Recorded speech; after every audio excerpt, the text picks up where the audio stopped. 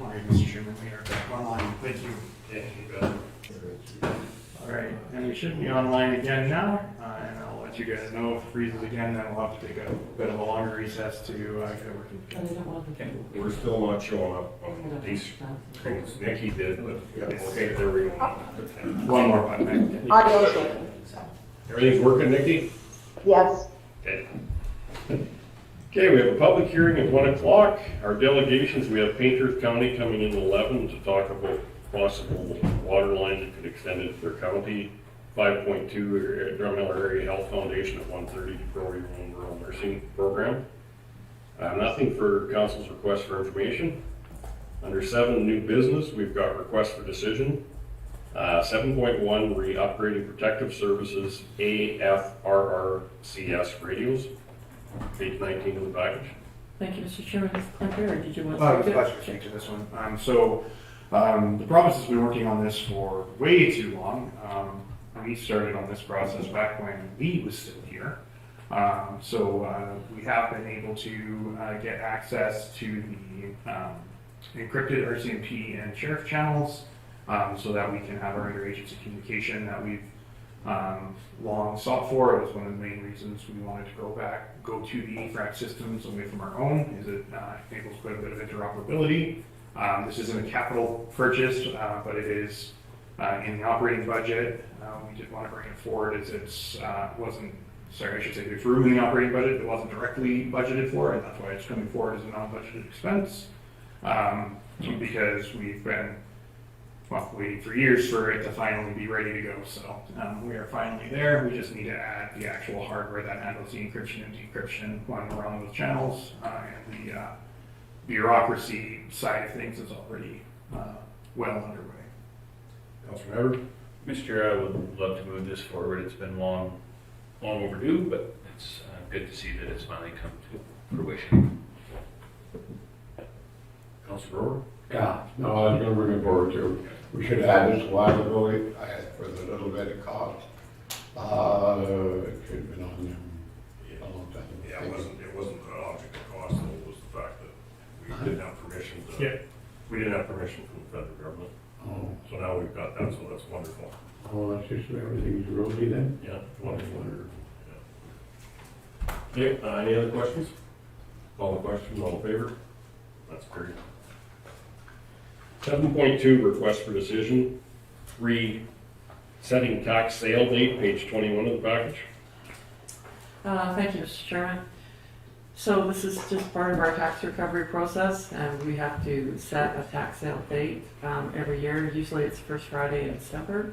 And so we have to get it advertised in the Alberta Gazette, which we have to have lots of lead time to do that. And the notifications are going out to the affected landowners. So looking for council to approve the tax sale date of December the 4th at 2025 at County Admin Building at 9 a.m. Councilor Stewart? I'll make the motion for recommendation 1 to set the date of tax sale for December 4th. Mr. Chairman, Yeah. I just have a quick question. Go ahead. Through to administration. So none of the oil and gas facilities that are out there that owe us a ton of money is going to be on this tax sale, is it? Unless they own land, no, because that's the problem with trying to collect oil and gas properties is we can't go through the tax recovery process because we have no land that we could take back and sell. And So there becomes our problem. and very few own land because the rules worried we're not to own the land where your facilities were because of. What do we owe right now? Mhm. How much? Roughly? I For don't see back any- to back taxes, I'm not sure, but I think there's 4 or 5 right now that's still sitting on this, that would go to tax sale. No, I'm talking about the oil and gas. Oh, oil and gas, oh my God, Have we made 7 million yet? we've got to be awfully close, yeah. Okay. In total, with everything over the years, we've got to be awfully close for that. It's a race you don't want to win. We've got neighbors to the northeast of us that are about 15 now. Yeah. And this is just wrong. That's what we've been fighting about on these mature assets. But this is a good tool for us Yeah. and how we deal with it, and it makes a level playing field for everybody. I wish the oil and gas industry would be in the same boat. It is what it is. Sorry, Mr. Chair, I digress. No, but if you could do that, you'd be selling somebody else's property. They'd be game for it probably too. Council Stolberg has a motion on the table. Any other questions? Call a question, all in favor? That's carried. 7.3, request for decision rescheduling of 2025 organizational meeting, page 23 of the package. Again, thank you, Mr. Chairman. So, of course, as you're all aware, we have an election in October, and we have to set an organizational meeting for a certain amount of time through the MGA, usually before the end of the month. So, we're looking to get that in place so that any new candidates know what's coming. So, we're looking at October 29th at 10 a.m. Did you have anything you want to add? Just that this year there is a new requirement. You may not have your organizational meeting until after your counselors have, or I should say your counselors cannot be sworn in until after they have completed their training. So we have booked for Monday, October 27th is when we'll have our training, and our other municipalities in the area will be joining us, other than the Summer Villages, who, because their election was just earlier this month, have to have theirs done long before we'll be doing ours. Council Agenda? So the training's just gonna be in-house held within the chambers? No, it will be similar to what we did after the last election. Of course, it was COVID back then, so we were pretty spread out. But something like at the community hall with Brownlee presenting. Is that just going to be our own council, or is the other ones going to be? No, we'll have the town in both villages there with us. Then I think we open it to any surrounding municipalities if they want to come. Yeah, we do negotiate our deal with Brownlee based on how many people are coming, so we did get numbers roughly before.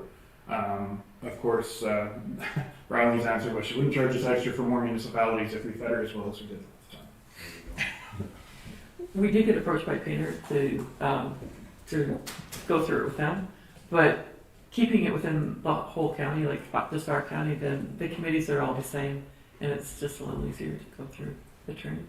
Just if a counselor from one of the other areas that wasn't able to make their own council, Oh, could be welcome. We could certainly accommodate. It was offered. the training is the same no matter where it's at. Councilor McKay? I will move that we set the organizational meeting for October 29th, 2025 at 10 o'clock. Okay, call a question, all in favor? And that will be carried. 7.4, request for decision, request for letter of support, Nevis Community Center Society, page 24 of the package. Thank you, Mr. Chairman. Nikki, did you want to speak to this, or did you want us just to muddle through it? Do you want to go? Sure, I will. Sorry, what page are we on here? We should be on page 24. I was moving ahead too fast. The Nevis Community Center Society has requested a letter of support in regards to an application they are submitting to the Central Alberta Building Community Fund. And they're looking to upgrade their facility kitchen countertops with sinks and additional electricity and electrical outlets. So they're today seeking a letter of support from the County of Stettler to submit along with their application. Councilor Nyberg? Mr. Chair, I would love to move this forward. Spent many a day in that fall, and many a night. Councilor Gender? So there's no financial commitment to this? No, this is a letter of support. Any other My questions? my kind of motion. Not digging in her back pocket. Okay, call a question, all in favor? And that would be carried.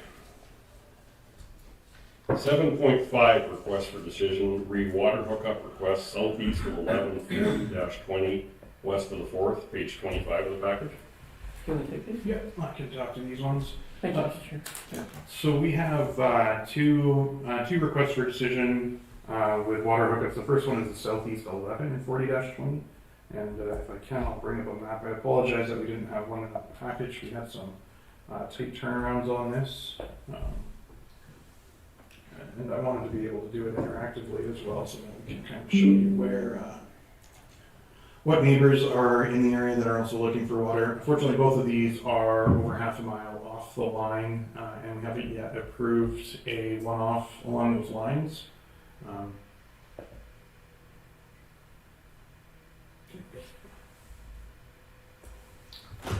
So the first RFD in front of you is down here in the southeast 11. You can see it's it would be a little, almost a mile off the line, crossing private land, and if we were to not cross private land, roughly the same distance coming from the line along 601. And then the other request is just a little further north in the same area. It would be just about a mile east of the line where it turns off to go to the summer village of White Sands, and that would be this green dot. Okay, so for the southeast of 114020, that was the bottom one, correct? Yeah, that's the first RFD in front of you.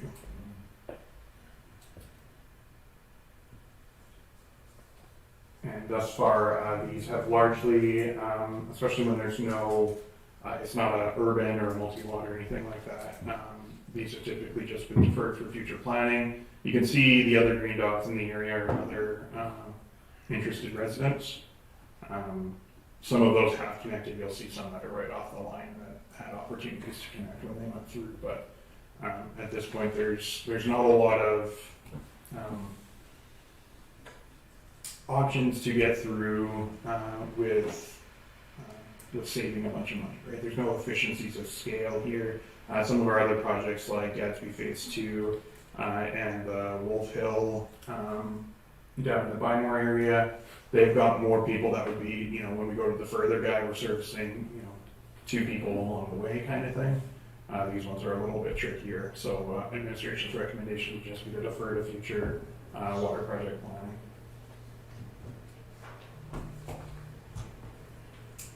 Councilor Hunter? Mr. Chairman, and then we unfortunately are down that road. We just don't have the funds to do this. My one question I have though is, have we come up with a policy yet to allow these individuals, if they were to pay the difference and then add more money into the pot and get this water? We talked about it, but I don't know if we've actually converted that into a policy yet. The only thing, there'd be a piece with that, I think. Gaston? Yeah, there'd be a piece with that I believe then we'd have to have something that if somebody else tied onto it, that we'd have a payout or payback structure that we can recover. Yeah. That's the more complicated decision is, over what time frame and what valuation you put on that duty to assist, that kind of thing is considered. It's pretty typical in development agreements that when you're doing offsite infrastructure that there's some form of a duty to assist, but it does typically expire. So if nobody else hooks up within 15 years and then you have a whole rash at year 25, well, they don't really see anything back on their investment because you don't want to beholden the municipality to that unknown liability for too long. And we never know anybody's financial situation, whether maybe they are willing to put up an extra bunch of cash. I don't know. But I just hate to say no, and then they would say, well, if you would have told me that I could have put in extra money, I would have went ahead with it. So it's just, I think we need to work on that policy on a go-forward basis. And with that, Mr. Chair, I will make a motion to defer this to future planning on this water service connection. Councilor Gender, any question? Is there an acreage just south of there on the northeast of 2? Yes, I believe there is. I'm just kind of wondering whether that person would also be interested in tagging up and maybe bringing another proposal in future. It's certainly possible. I don't believe we have directly, or I'm not sure if we have directly approached that person. If they had indicated definitively through such surveys or something that they did not want water, they would show up as a red dot here, and that's not the case. So we haven't recorded any interest or rejection either way. And with what Councilor Nyberg had brought up about that payback structure, would there be, if we need to look at it, I understand that, but would there be something that a person could maybe finance the difference at a different term, or just to get creative so that they could try and make it more affordable, but it might take them longer to pay out the additional piece of line?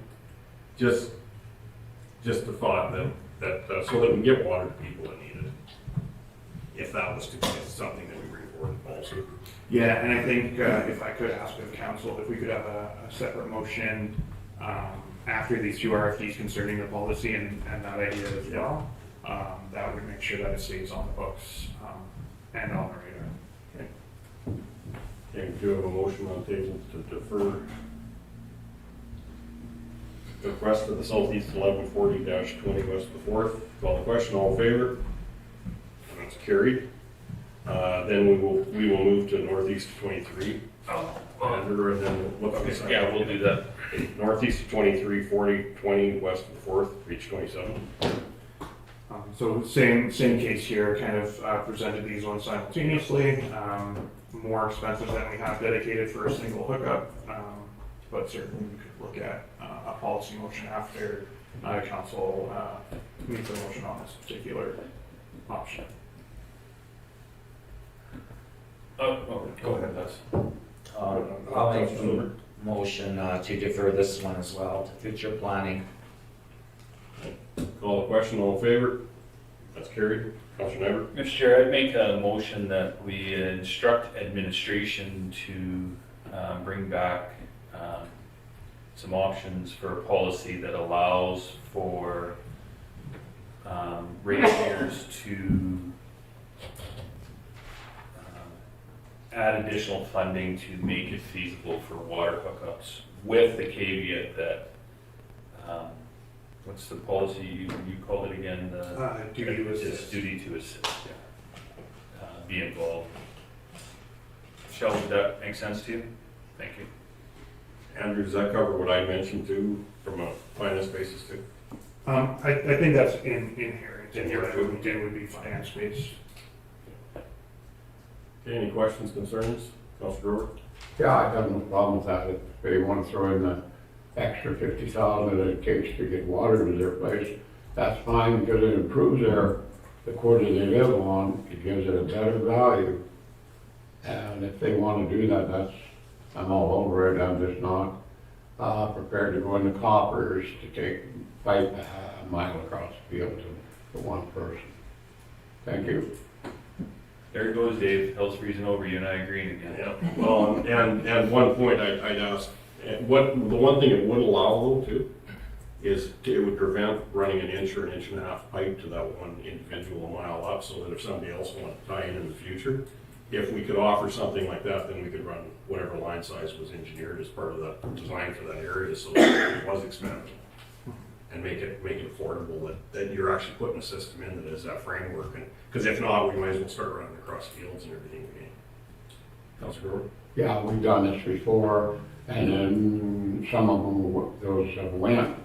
When you get enough of them signed up, then it makes it worthwhile. But one off. No, it's just to get, if you're It gonna doesn't work. put your skeleton out throughout the area so you can distribute water, you need to get the right line size out there too, so. Make sure the skeleton's big enough. Yeah. Okay, call the question, all in favor? That'll be carried. 7.7, request for decision to repurchase of squad 1 vehicle, page 29 of the package. Thank you, Mr. Chairman. This is just to finalize the purchase of our half of Squad 1 from the town of Stettler.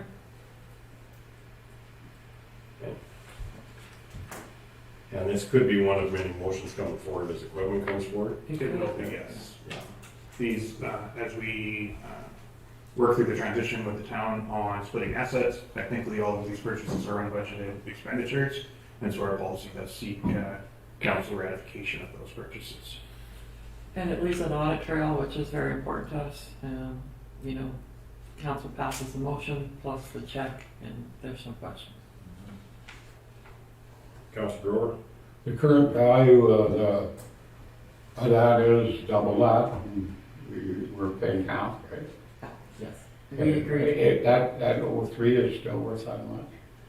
Well, considering what vehicles are worth today, but to get squad 1, because we need a squad for the county on the ground running, we offered to pay out our half of the purchase price. It's not an 03, it's a 23, so. Yeah. Okay, it is, I think it's 2023. Carry on. I'll make the motion, Mr. Chair, that we approve the payment to the town of Stettler for $60,524.77, including GST for purchase of squad 1. Call the question, all in favor? Not be carried. 7.8, request for decision to re-bridge tender award page 30 of the package. Okay. Thank you, Mr. Chairman. So we're having fun with these bridges. This is the second time we've Can I just tendered. pause you for a second? Mhm. Mr. Chair, we have a letter there that may be concerning. I'm wondering if we shouldn't take this into camera to have a little bit more discussion around it. It's part of the open package, but. Yeah, the letter's part of the open package. It is, but this discussion I think we should have maybe is outside of that. What are your thoughts on her? I mean, it's council's prerogative if there's something we haven't anticipated that you wanted to discuss in camera, absolutely, it's within council's prerogative. Can we just table this to our in camera then, Mr. Chair? I'll make the motion that we table this to in camera. My apologies, I would have done that earlier, but. Okay. Call the question, the table, all in favor? Opposed? Yeah, Council Stolberg and myself are opposed, but it's carried when it should have been. Go for it. Okay.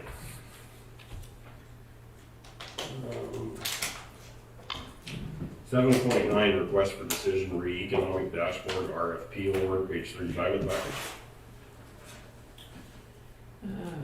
So, thank you, Mr. Chairman. This is, Christy, did you want to speak to any of this? This is a grant that Christy brought back to you in December that we were successful in getting. And now we move forward to tender the project out so we can actually get it implemented. Do you want to have anything to add? You're on this up. One more. Not just talk. We were quite pleased with what we've seen for proposals. We did make the decision to extend our submission date by 2 weeks, and that was in hopes of receiving more. At that point, we had 2 proposals, and from there we ended up with 17. They were all very good proposals, and for the majority of them understood the scope of our project. Within the information, you can see that we had quite a broad costing on these proposals. And myself and our manager of IT went through everything and blended our evaluations, independent evaluations, and that is what we have for council's review.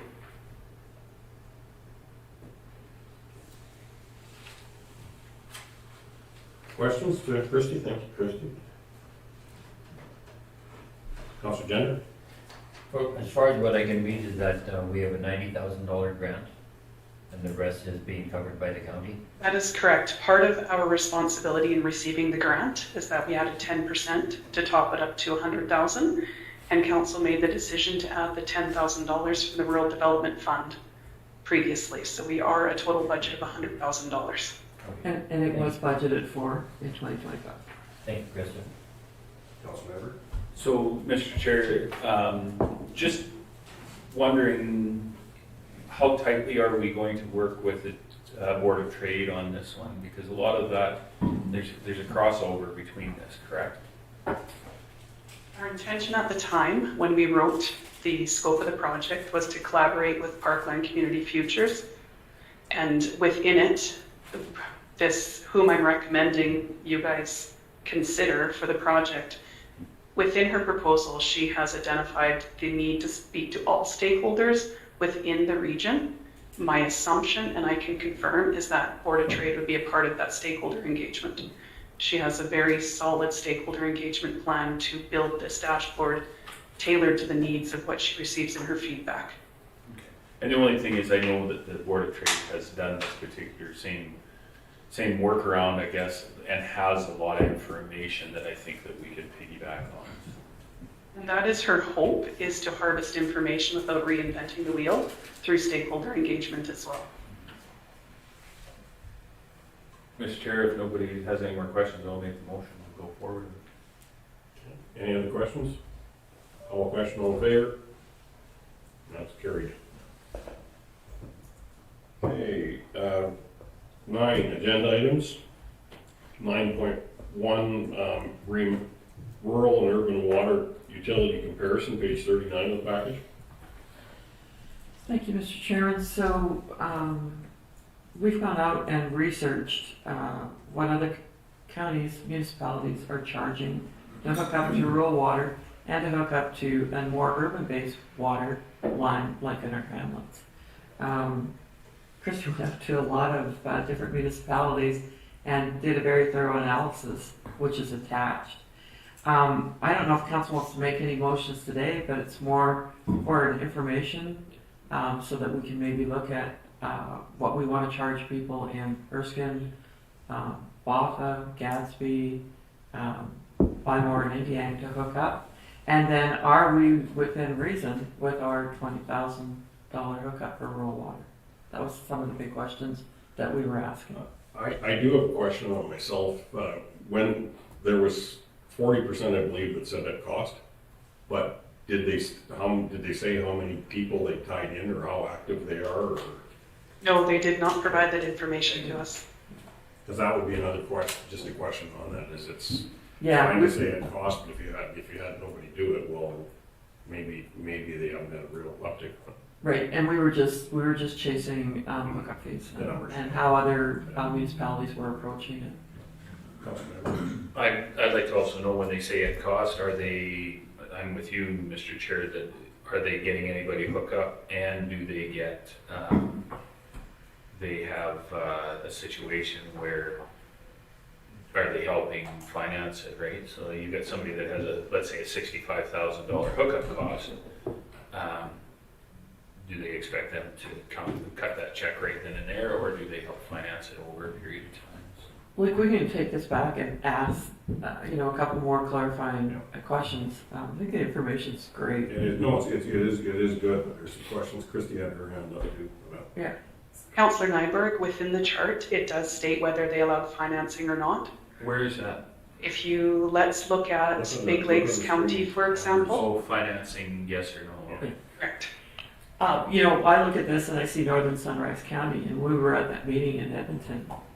Now, we know that they have several hookups because they are supplying water to several of the native nations up there. So they've got quite a few hookups, and they're charging like $29,000. And then their water consumption on top of that is over $9 a cubic meter, which is roughly like 3 times what we charge. Yeah. They have such, and I think that's probably just a factor of their remoteness and what they're buying their water at, because that was a main concern as part of that commission discussion. It's good money if you can get it. Councillor Stolberg, That's how much margin. Yeah, it's definitely good information, and but my observation with the 70 rural municipalities that were contacted, only 32% responded. That's a bit disappointing, because I find it depends on what 32 responded, it might skew the results.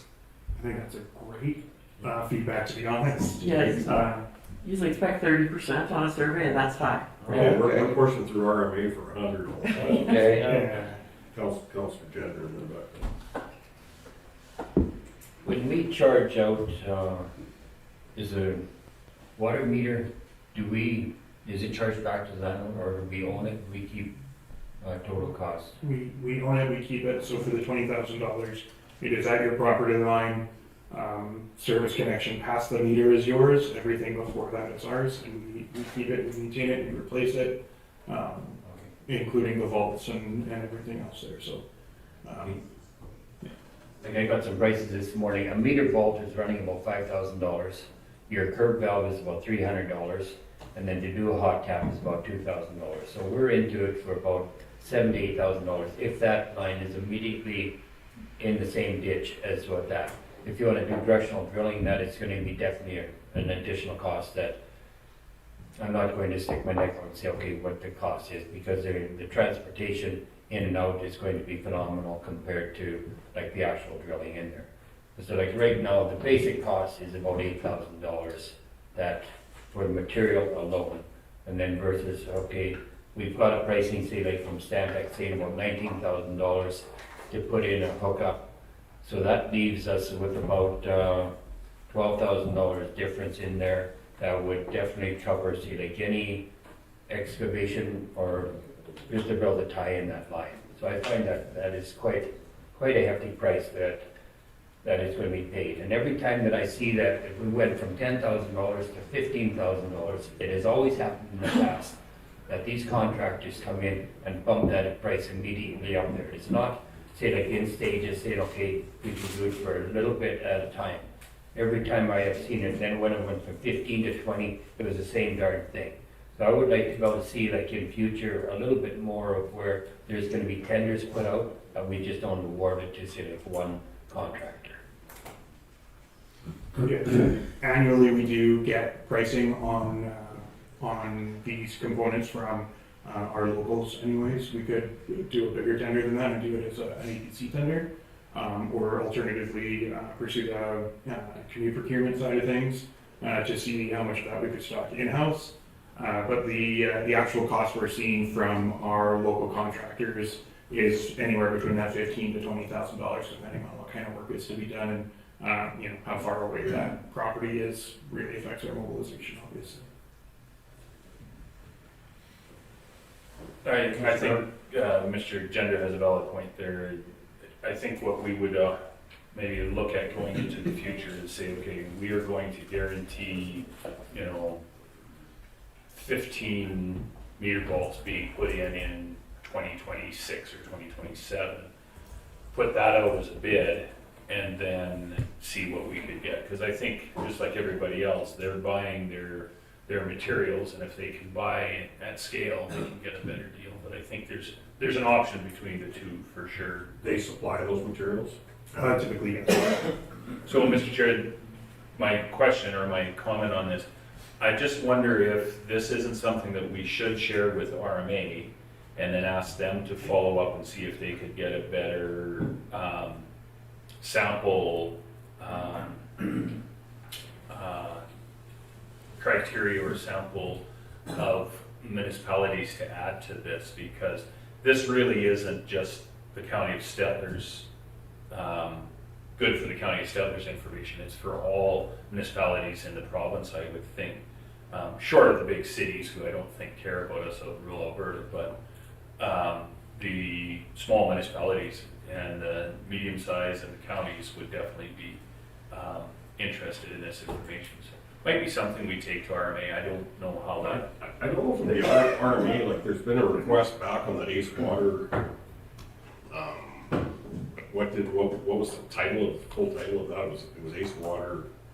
Well, yeah, it was ACE and another commission that put together this. They were together that set up the first one. Yeah. But on the same, there's been talk about where does it go back, because that's where they talked about the hub and spoke for building out on water and everything. Mm-hmm. But I wonder if that's not something that we could put back to them as the whole organization on how, because it would be the different commissions. I guess we may not fall into some of the municipalities at that point, but just to see overall what it is, because 32% on a general request is a real good number to come back. But like I know with our oil and gas taxes and stuff, we're looking for 100%. And this is our member municipalities. So the only reason I said RMA, because that I would think would be a good person or a good organization to spearhead this. Well, And they would be able to utilize that information. That's kind of what they do for us, right? yeah. I do believe that the ACE, or whatever we want to call it, it's a meeting of all the water commissions in the province of Alberta. I think it's probably a better place to maybe help fill in some of the blanks. This is good data, but it just brings more questions. Unfortunately.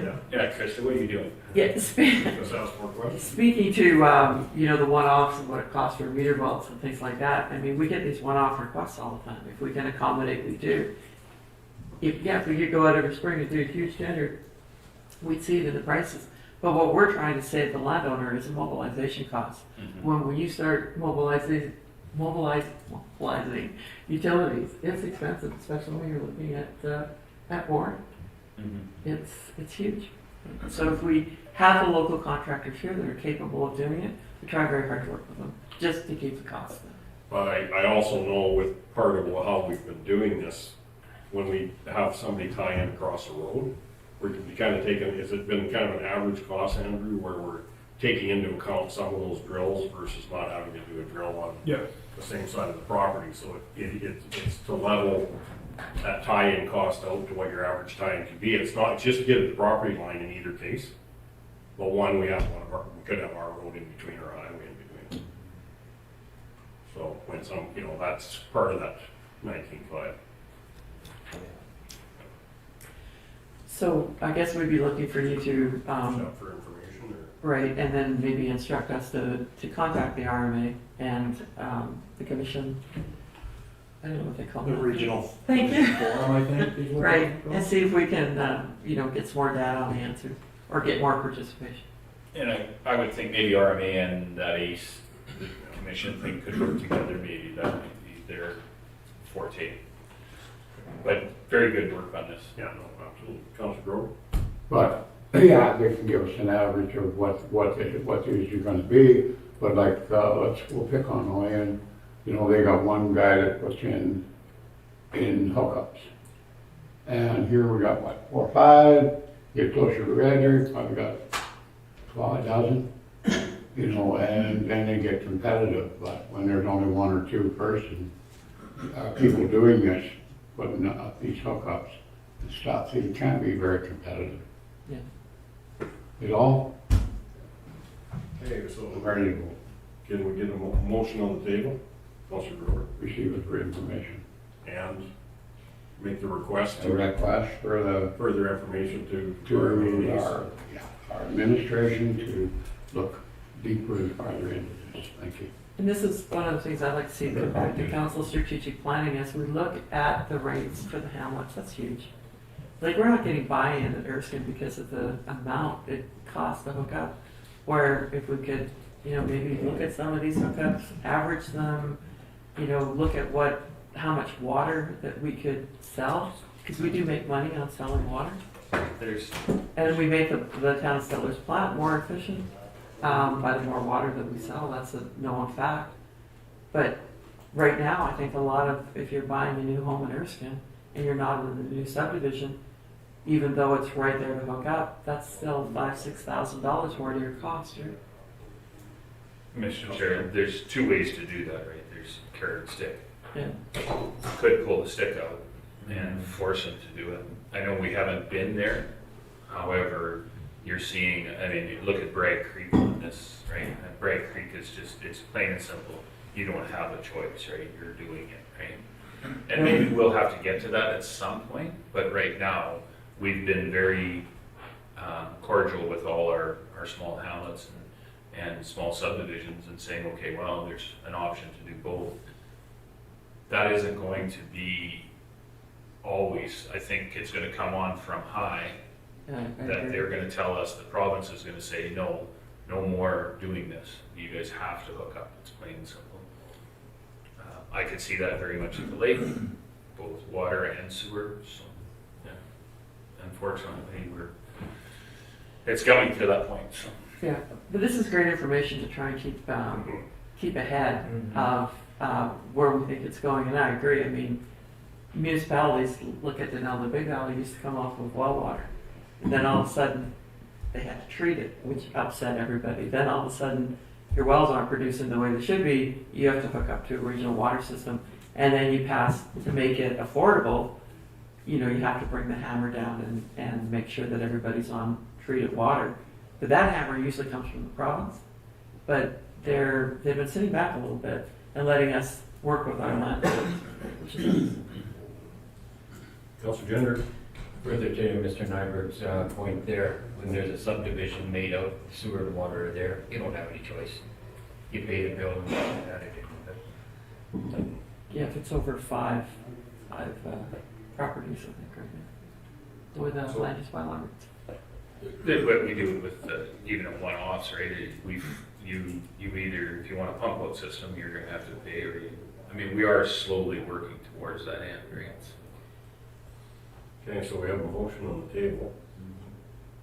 And, which, Michelle, you got the full intent of that? Okay.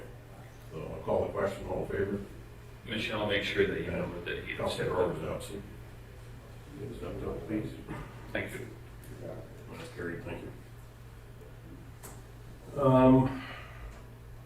How long is the economic dashboard gonna take? I don't know if we've got our delegation. Yeah, they're setting up a site. Just set outside, or if we, Yeah, we can bring them in if you or, like. that, Strategic plan. Ron's gonna take over 5 minutes, I would think, to get over it, so if we can bring our delegation in to move forward with our agenda.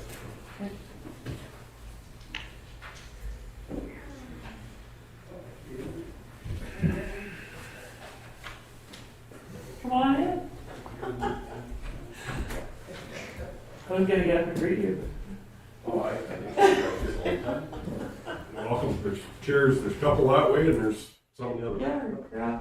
If you don't want to sit beside Morris, you can sit the other way. We can split you out at Ocean Attic and That way we feel intimidated. Yeah, did you bring Michael with you? Oh, you guys are completely off the leash. That's Yeah. good. Okay, well, we've got the 11 o'clock delegation is County of Painters, and we'll do introductions just so that you guys are on camera. So. Rick Jackson, Director of Operations. Jill Hooper, Legislative Assistant. Attorney General Stettler, good morning. Dave Dover, Big Valley Counselor. We skipped over Paul McKay, but Larry Clark. Good morning, Les Goldberg, Mymore Indian. James Schneider, Counselor for Erskine South Florida. Bishop, Director of Municipal Services. Good, nice to see you. Justin Kasler, Manager of Engineering. Morris, you? Morris. Morris Weird, Deputy Reed, County Painters. Christy Gillette, Manager of Strategic Initiatives. And Chambers from Town Productions Meeting. Alan Gano, County Resident. Stanton Lester Reed. Okay, welcome.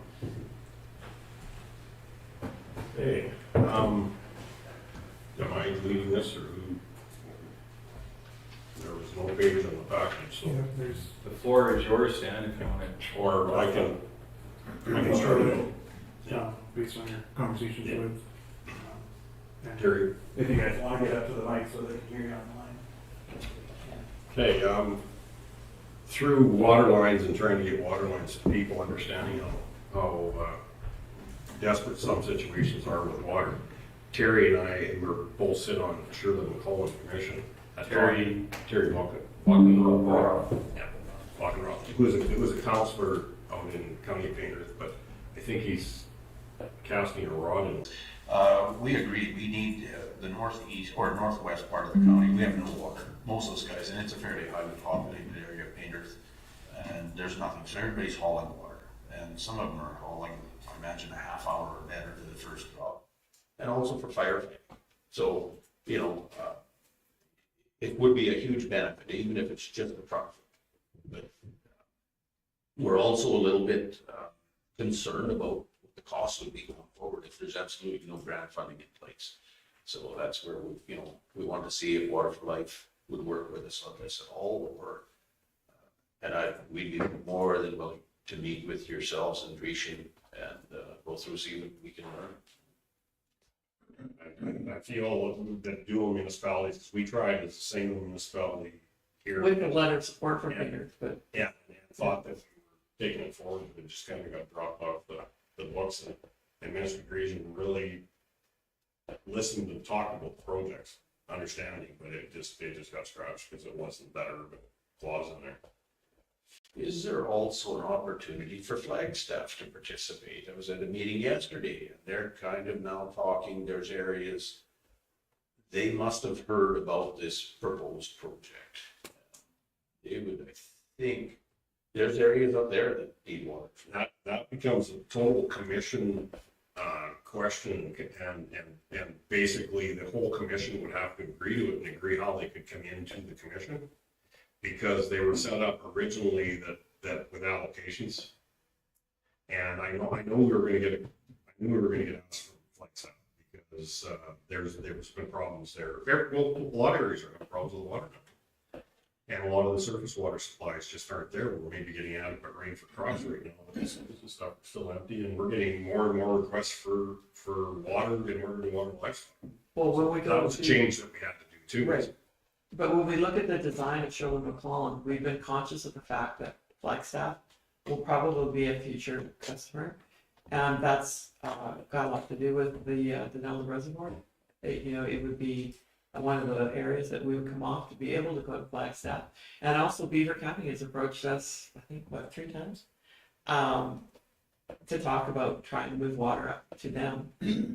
So we're looking at, a reservoir truck fill that wants to be able to take Shirley from there up to Beaver. What about Kamloops County? I spoke with city government at Kamloops. Water's becoming an issue for them now too. It has. That's interesting on the commission because Cameron was part of the commission and then backed out of the commission. So with the lines running up to Balth and Roslyn, we've talked preliminary talks with the county of Kamloops, but still would have to be figured out to sell other water there other than off the truck fill stuff that would be completed from a commission basis. I think. So Yeah, once I think again, they're not a member. They're not an existing member. So it is that spread out. They used to be interbasin transfers too, but we're kind of getting ahead of that when it comes to. Well, we have to in place from the Red Deer River and the Battle River, so I think our interbasin transfers are pretty well covered so far. Yeah, over around 60% of our water allocation is already pre-approved for an interbasin transfer all the way through. Plus, the legislation has up to, because interbasin transfers actually require legislative approval. There's an act for it, and up to 10 million cubes, which is twice our current allocation, is Greenland for that. And with that ACE commission, you saw where the water lines were running with it too. It showed that was maybe, I won't say a thing in the past, but it was in place since Councilor Member. So we could sell to a non-commissioned member, but at a higher price, right, or water? More specifically, it would be so for Painter, for this example that we've talked about, this would actually run from the Shirley into the county of Stettler system, and then the county of Stettler, not the commission, would resell the Painter.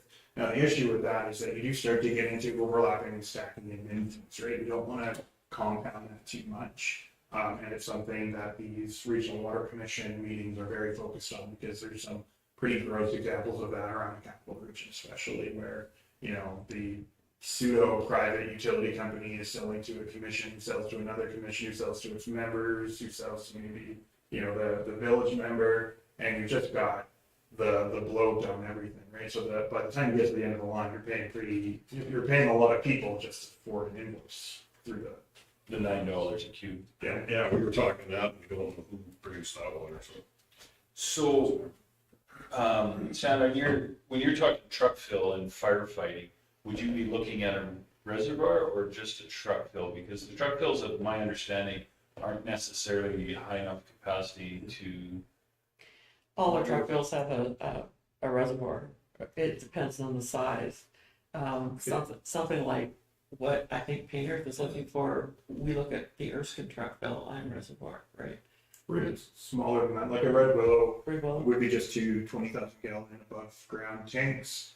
And we fill with our fire trucks there regularly. You wouldn't be servicing, hydrant off of that. You don't have a fire pump based off of that capacity, but for filling and shoveling water, that's typically. and your truck fill maybe would be shut into other uses at the time. You certainly can. And I guess where I'm going with this, would you guys be looking at, from that particular point, looking to service other residents from there? And if so, would it make sense then to put a reservoir in, because at that point you'd be basically looking to push water into more rural areas? Well, those are all options, I think. Okay. One thing, and I guess I should bring it up too, prime example, the brownfield truck fill. Because there's no water up there either.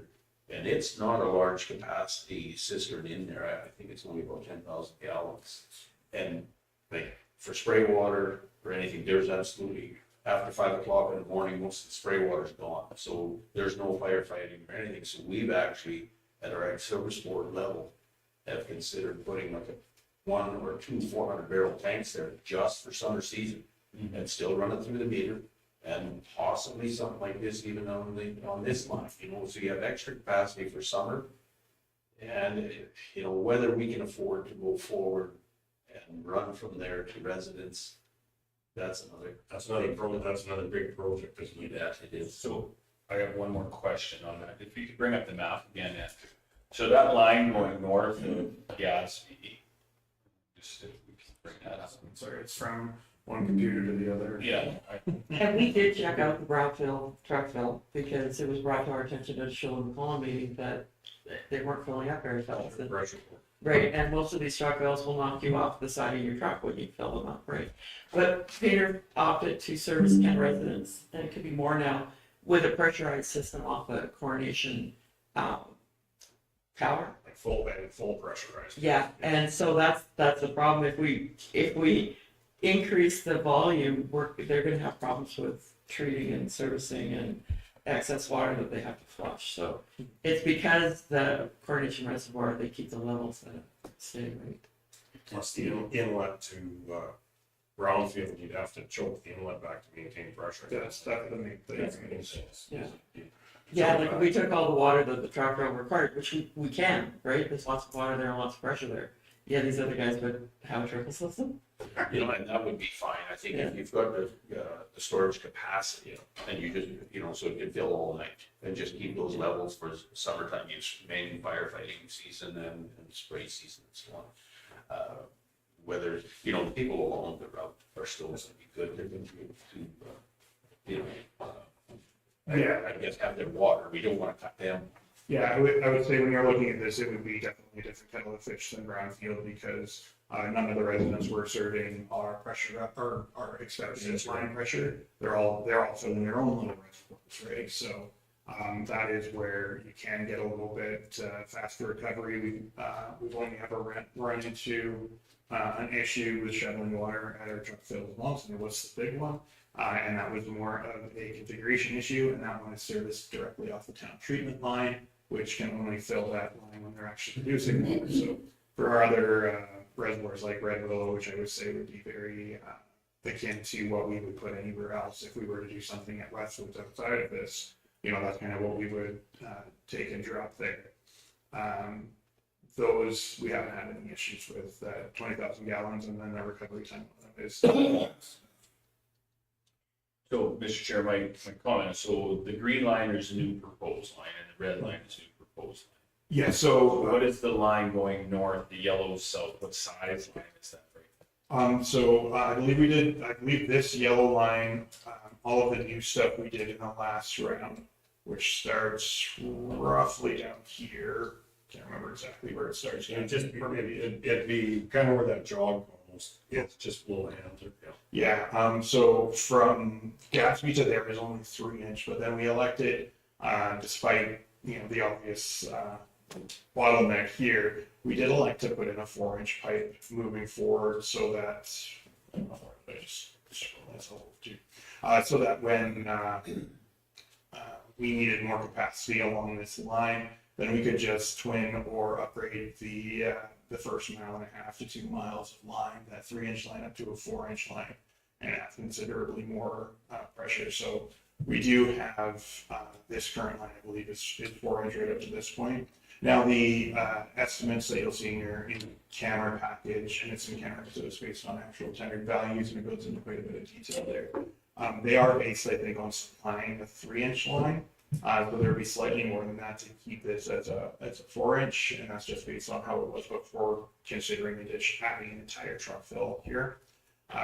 But in general, we've seen from a lot of our contractors the main costs, which is our labor costs, don't scale with the line size nearly that big.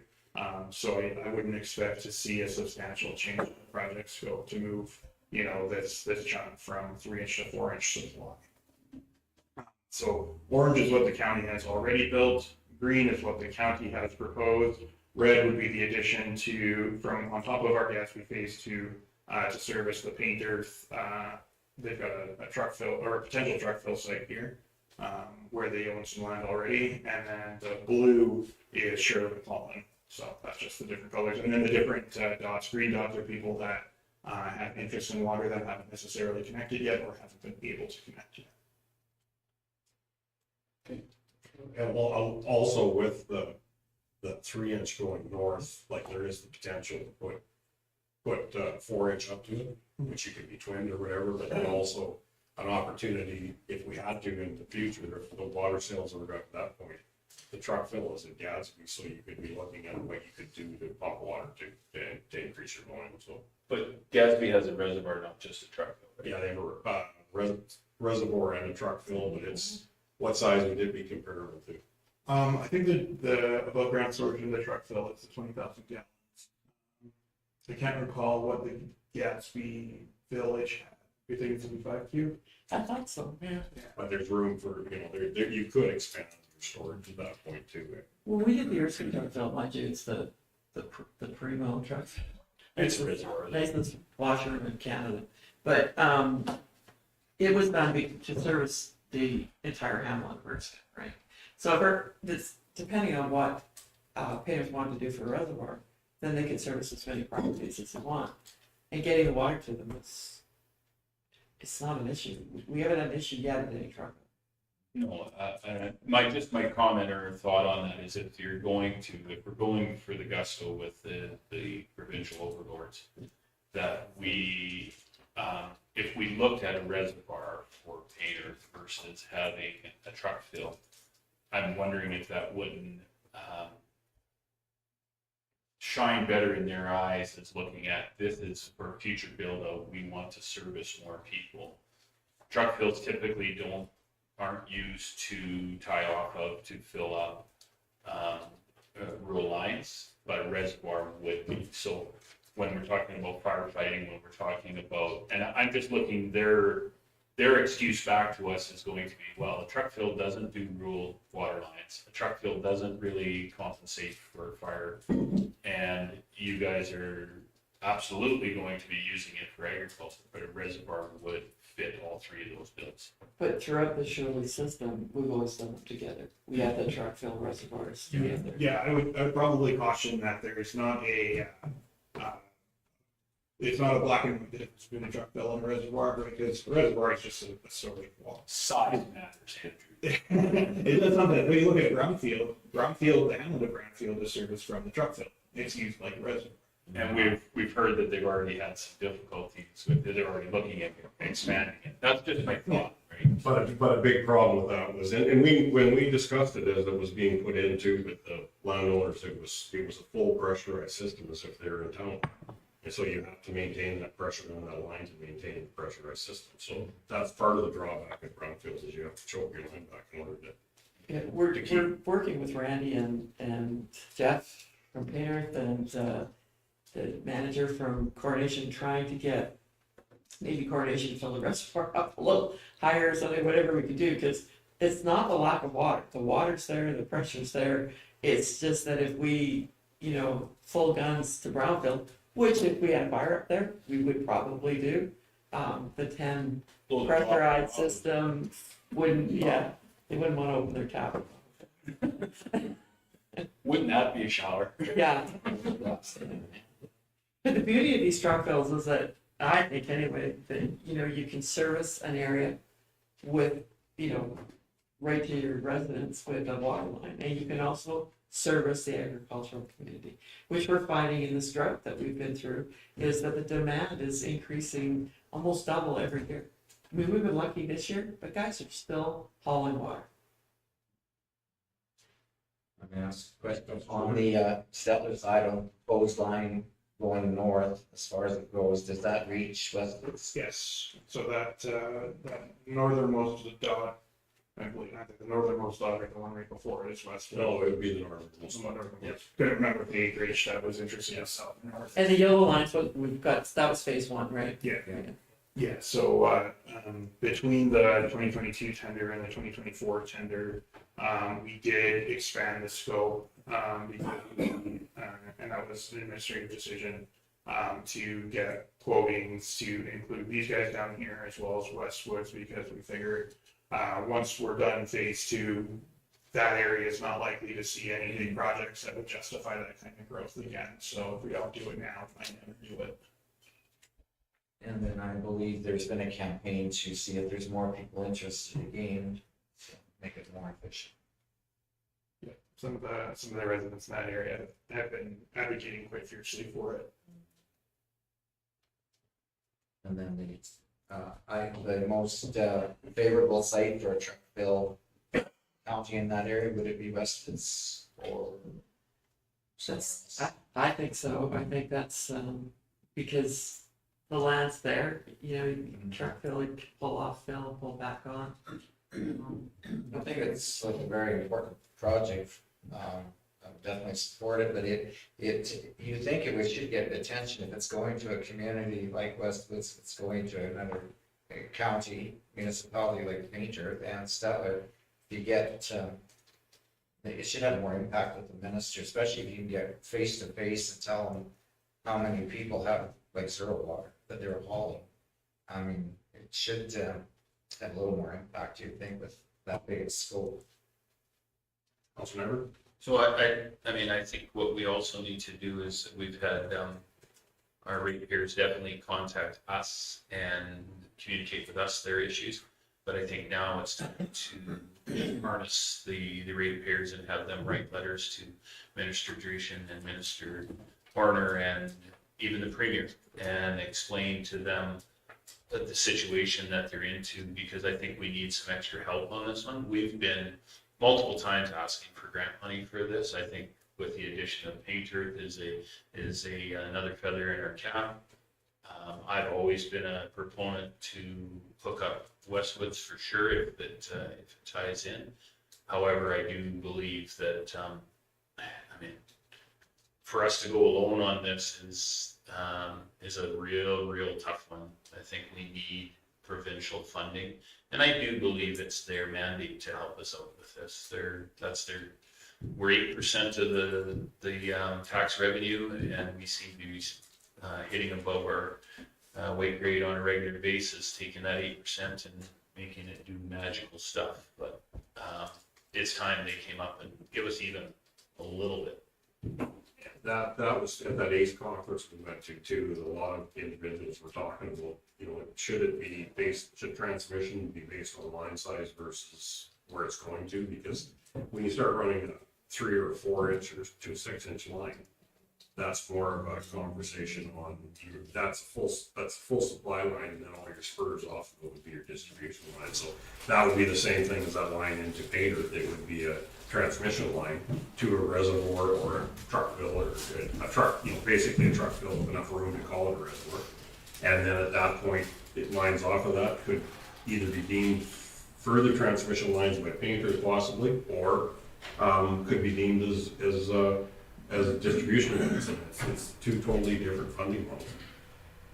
So that's like, we need to get water to people, and part of what I talked to Terry about on this was the fact that we need to get together and be at least having these conversations up front, I think.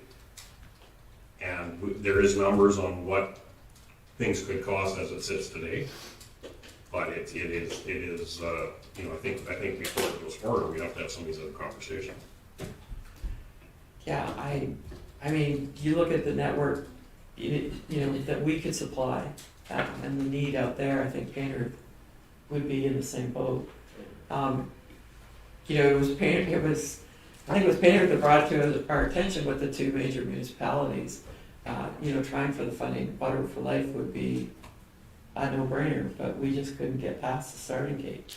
I think if the face-to-face meetings, because they can't push a letter over to the side of their desk and ignore it, face-to-face meeting, and maybe ask for the minister of we do have the Minister of Finance as our MLA, and he does look after us and Painter, but also the Minister of Agriculture, because I sometimes wonder if you almost wish you could send them a video of the trucks that go in and out of the Erskine truck fill on a daily basis, and they're hauling water to cattle.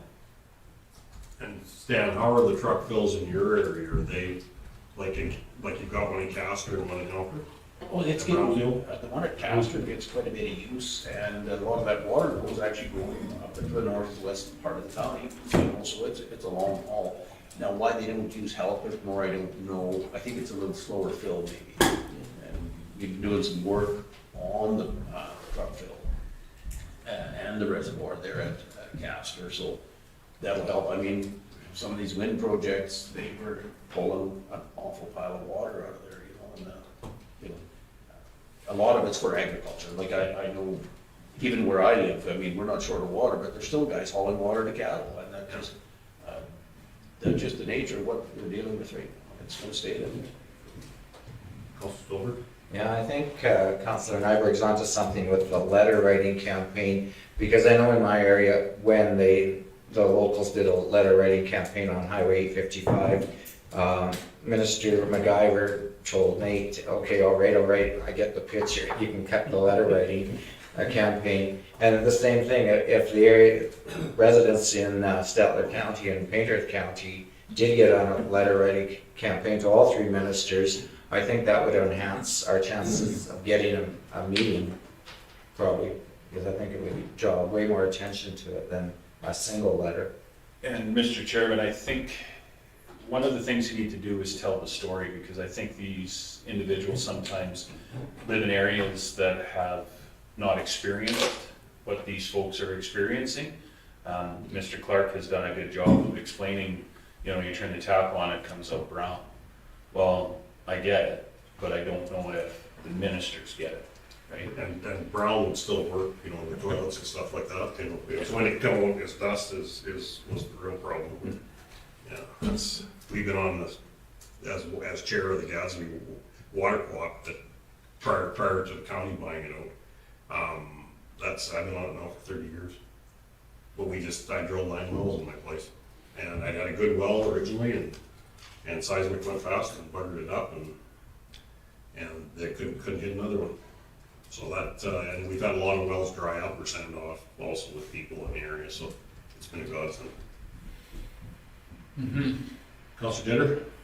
3 years ago, when we initially took on this, we went around to the residents all north, and I just asked the question, okay, it's nothing to me, but I had lived in the area, but do you really want water?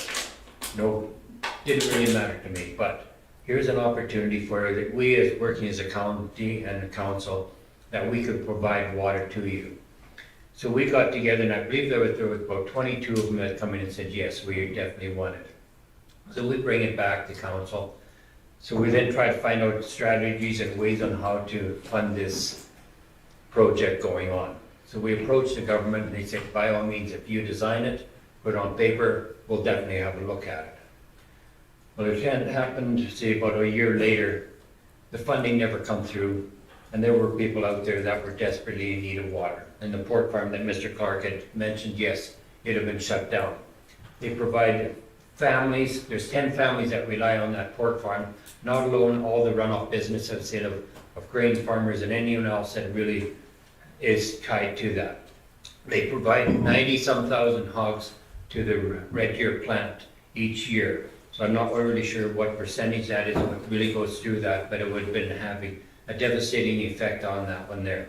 So each year we go by, we keep on going back to the government with hat in hand. It reminds me back in the day when I was farming. When I was farming, you'd go in the hat in hand, oh yes sir, how much is it going to cost me? Yes sir, what's it going to, in order to pay for your product? So after a while, you get a little bit frustrated and say, what the hell is the government really here for? When we hear about some of these communities saying, okay, it's a boil water. For Christ's sake, these people don't even have water to boil. They have to bring their clothes to town in order to wash them.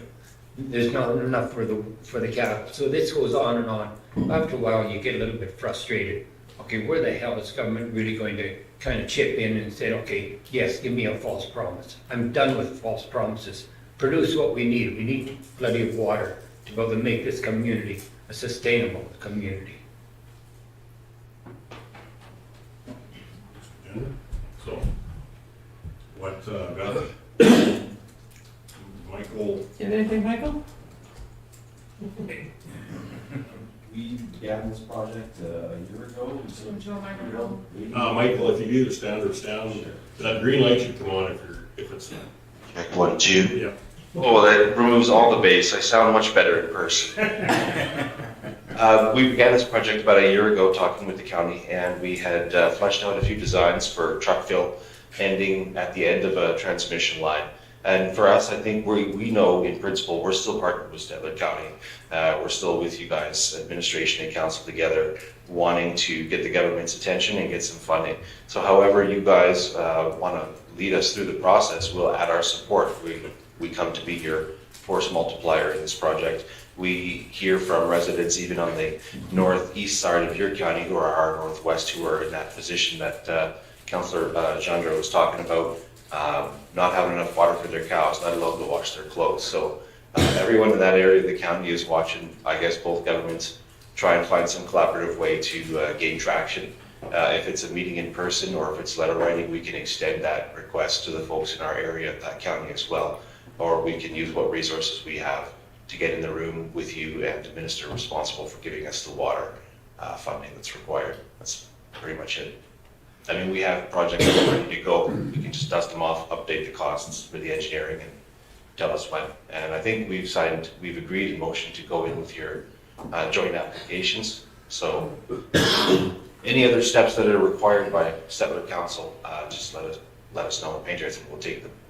Okay. Thank you. Stan, is that? I think that, is pretty much it. Like, we're definitely supportive of this because we know,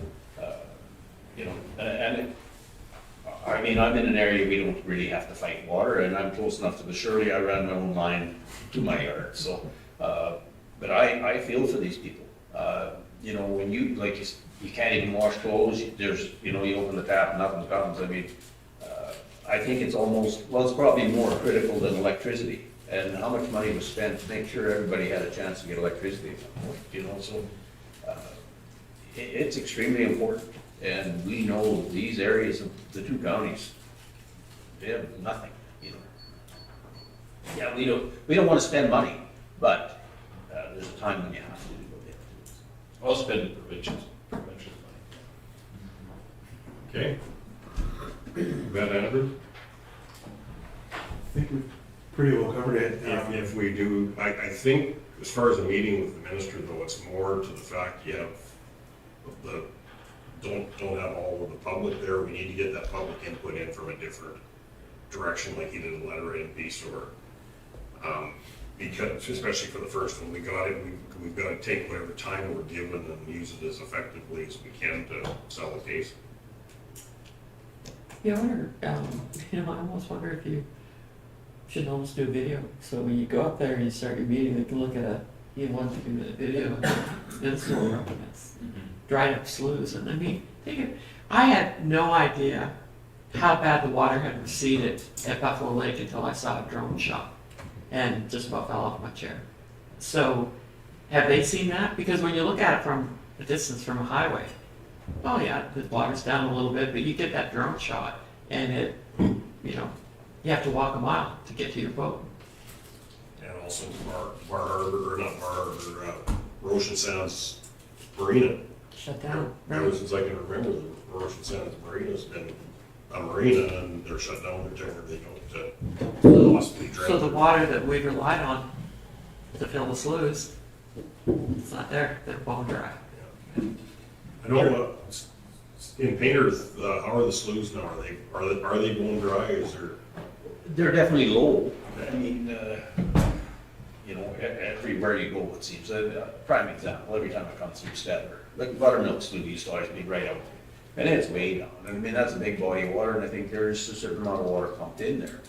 But I've heard that Buffalo Lake, it's a mess. There's piles of dugouts where guys are pumping this spring again. They're renting the pumps to pump dugouts. So if that's an issue on dugouts where you're getting some runoff, and the runoff hasn't been great, we know that, but I agree with what Yvette said, a video, because I beg to differ. Like, I would think we should show them. There are people that bath in water that's darker than tea, like it's Coca-Cola type. So you don't know if you're actually cleaning when you get in or actually getting dirty, you know, but, and I think people have to realize that. People in the city would never believe it, you know, based on, so, and like James had said, we have got to tell that story.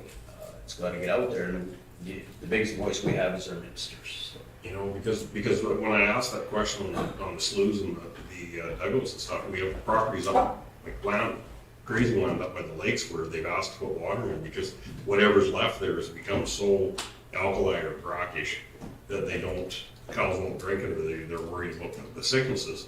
But, you know, we've got areas that have really good wells in our county, and Dave's area is one, but you hear about the amount of rainfall along the Bymore pavement, which I can't remember, 589. And you can drive by there still, and then the sloughs are not, like there's no water, there's very dry. So I don't know what we're gonna need to get these sources of water built back up again.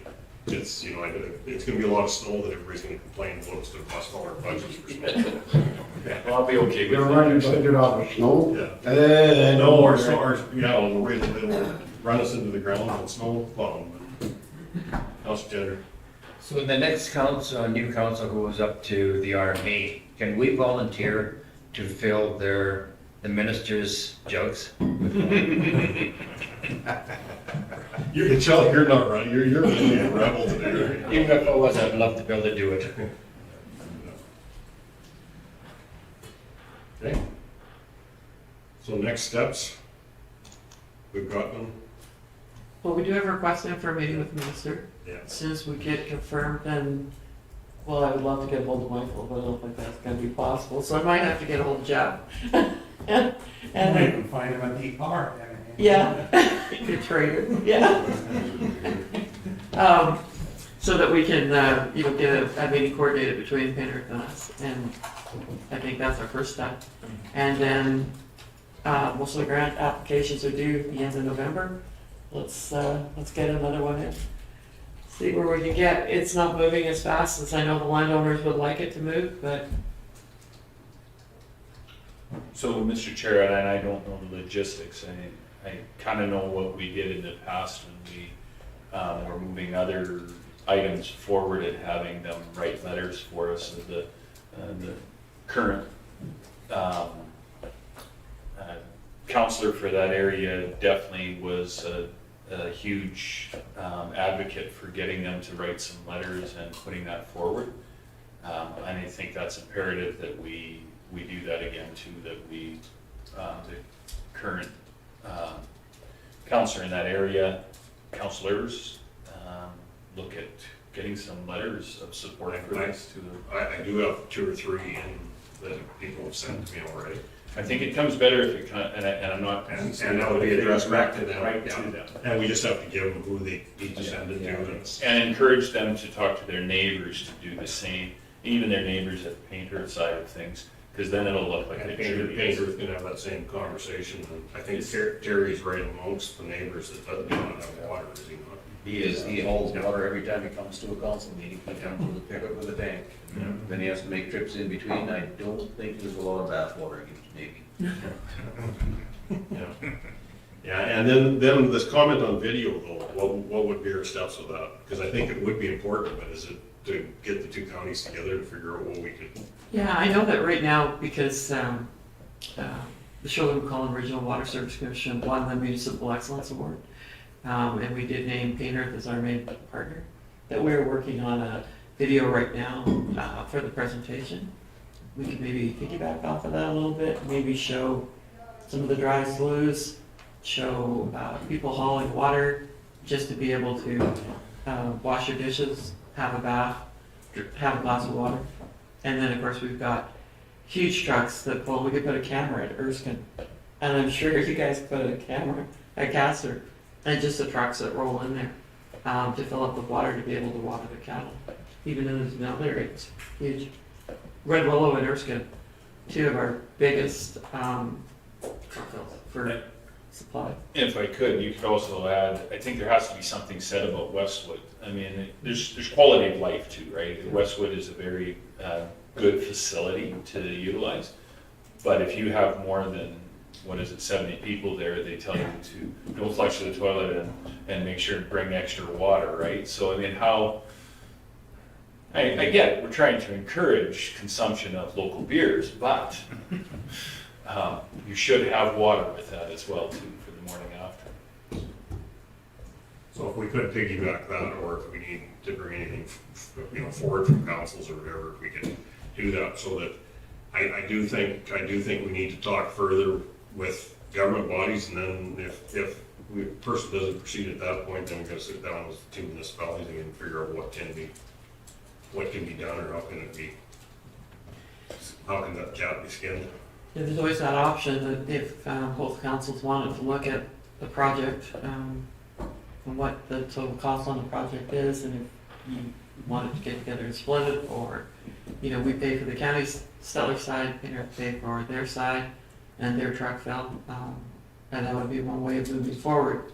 I do caution that, and Mike probably would too, if you build it, they usually don't fund it.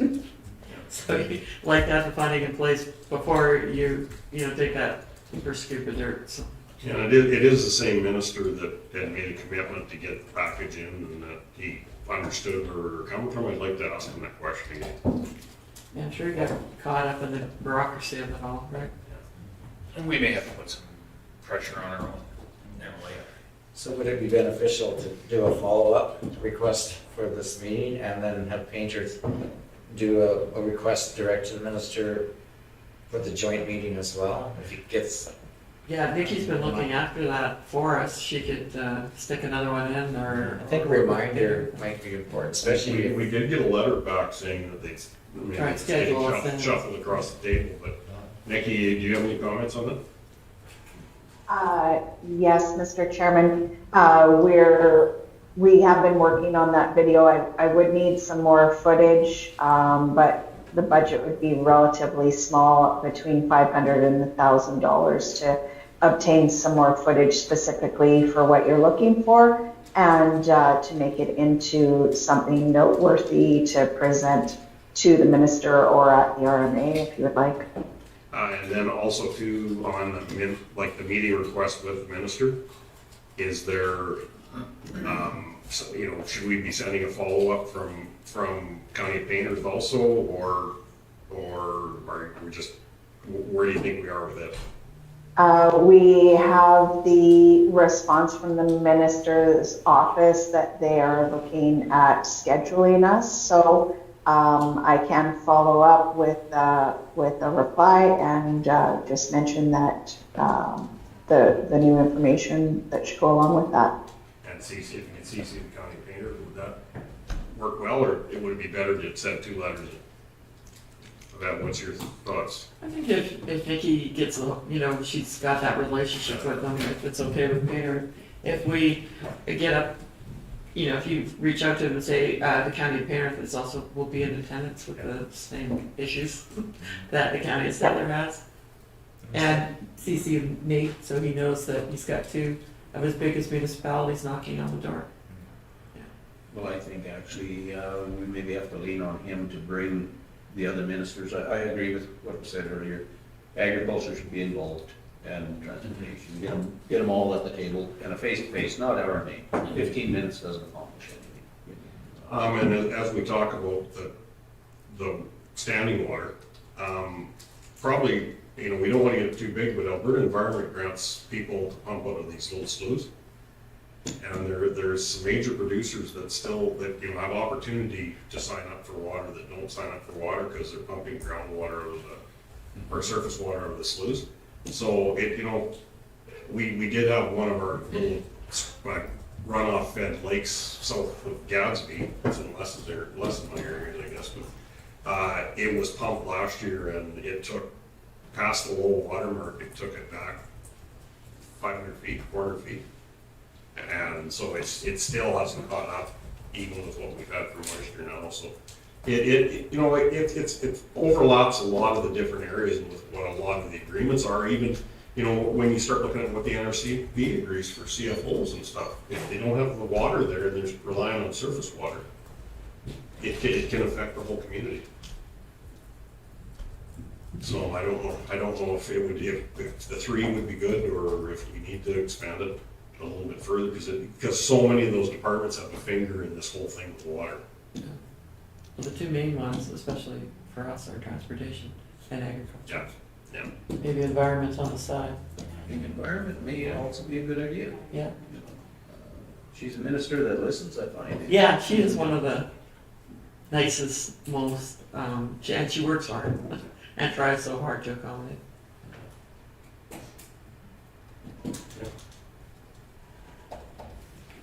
So for the schedule piece, lunch is being brought in, do we? Yes, we invited Peter to stay for lunch. So Yeah. if Michelle can check, and we could break early and. Yeah. And it's, yeah, I think it's if we could get a little bit of help, we could probably get it off the ground. What do you think, Michael? I agree. Yeah. After we tease you to death. Councilor Jenner? Would it be any advantage to say like if both counties got together when you go up to the RMA to go and see the ministers together? Just not enough time. Yeah, we've done that before, but the problem is they give you 15 minutes, and when 10 minutes hits, they're going like this the entire 15 time. minutes Sitting of there. time. We need definitely need a longer meeting, and especially if we bring more ministers in. I hope that Nikki's got her hand up.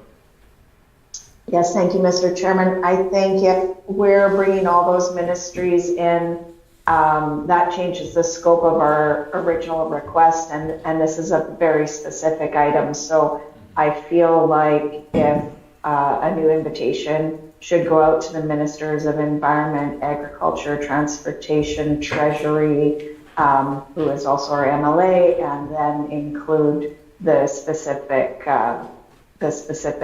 photos or materials that they're going to need, and a request for a meeting with both Painter and the county prior to RMA, I'm going to suggest, because you'll never get enough time at RMA.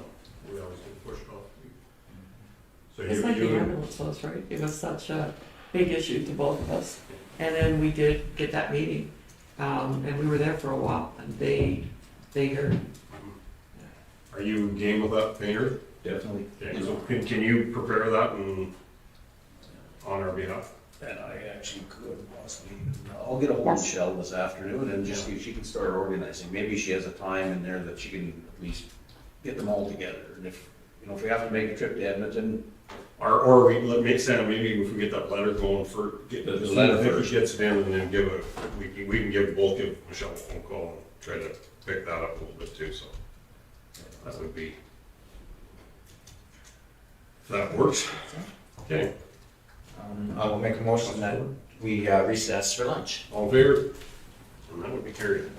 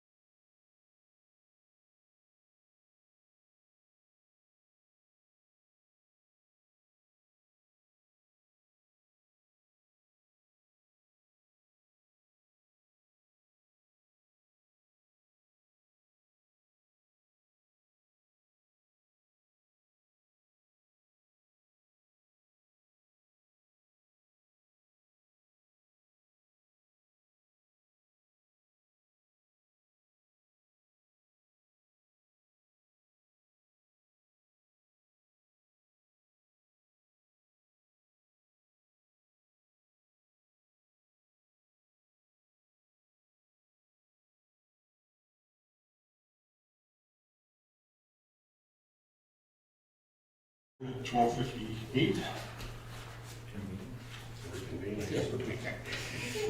Adjourn, I guess that would be. All here. Yeah, go here, run. Yeah, we got It's raining out. public hearing coming up, so we'll wait right till 1 o'clock to open the public hearing. Yeah, we're online now, so we can get into that. You've got about 15 seconds, you're fine. Okay. Okay, I declare the meeting open at 12:59, or 1 o'clock. 1 o'clock, okay, my computer, we're getting different times, but 1 o'clock. Welcome all participants, and we don't have anybody online? No, just Nikki online. Yes, and I think she knows all the counselors and officials in attendance. Andrew, is it you that'll read the nature of the proposed amendment? Yeah, so as advertised, notice is hereby given that the county of Stettler number 6 is proposing to amend bylaw 1443-10 as follows. Emergency service on lot 15, block 2, plan 1525245, and lot 16, block 2, plan 1525245 is added as a permitted use in subsection 104.2 in section 104 highway mixed use district. The intent of the amendment is response to an application from the county of Stettler to use an existing structure located on the subject property as a fire hall. Currently, emergency service is not a permitted nor discretionary use in the highway mixed use district. The bylaw may be reviewed at the county administration building located at 6602 44th Avenue, Stettler, Alberta, during regular office hours, 8:30 a.m. to 4:30 p.m., Monday through Friday. A public hearing to hear representation concerning bylaw 1747-25 is scheduled to be held Wednesday, August 13th, 2025 at 1 p.m. or as soon thereafter as possible in the council chambers at the county administration building located at 6602 44th Avenue, Stettler, Alberta. Any person wishing to comment on the proposed bylaw may do so in writing. The Director of Planning and Development, County Stettler, Box 1270, Stettler, Alberta, TOC 2L0, or by email to cteal@stetlercounty.ca by August 7th, 2025, or they may make representation at the public hearing. The hearing will be chaired by the Reeve.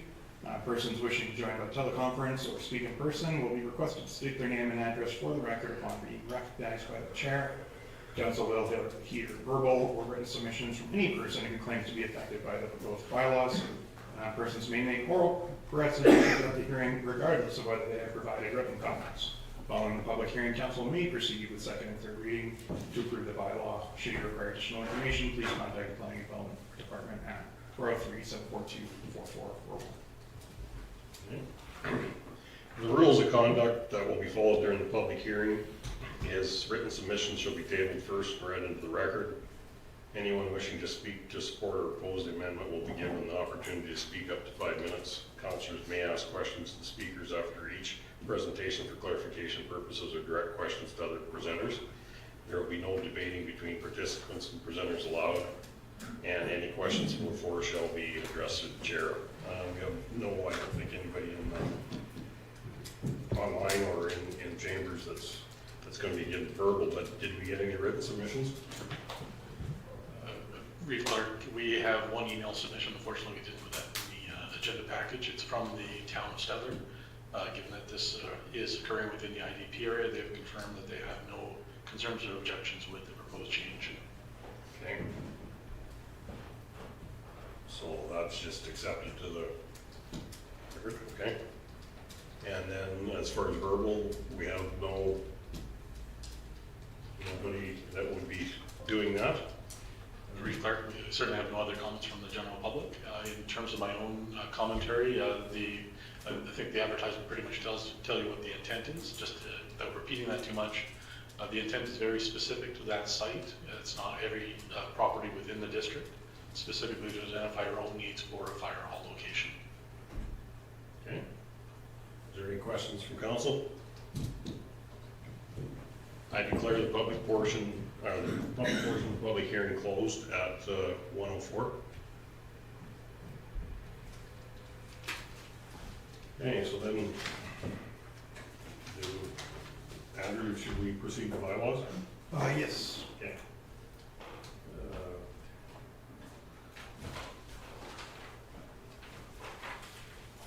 Let's starts at Okay, page 47. the first one, so page 47, 10.1, 1747-25, amendment to the land use bylaw for second and third readings.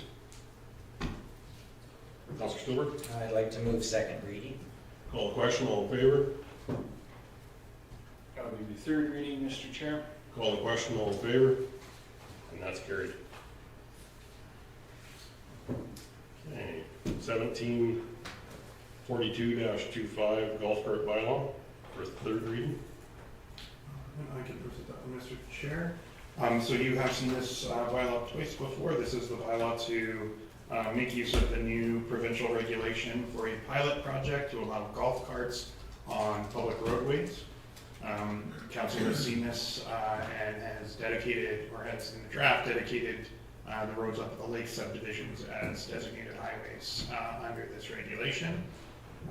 We did get formal approval of our application from Transportation Economic Corridors, which has allowed us to now go to third reading. Since you saw it at second reading, there have been a few changes based on TEC's requests. We clarified the definition of owner. Previously, I had copied the entire definition out of the Traffic Safety Act.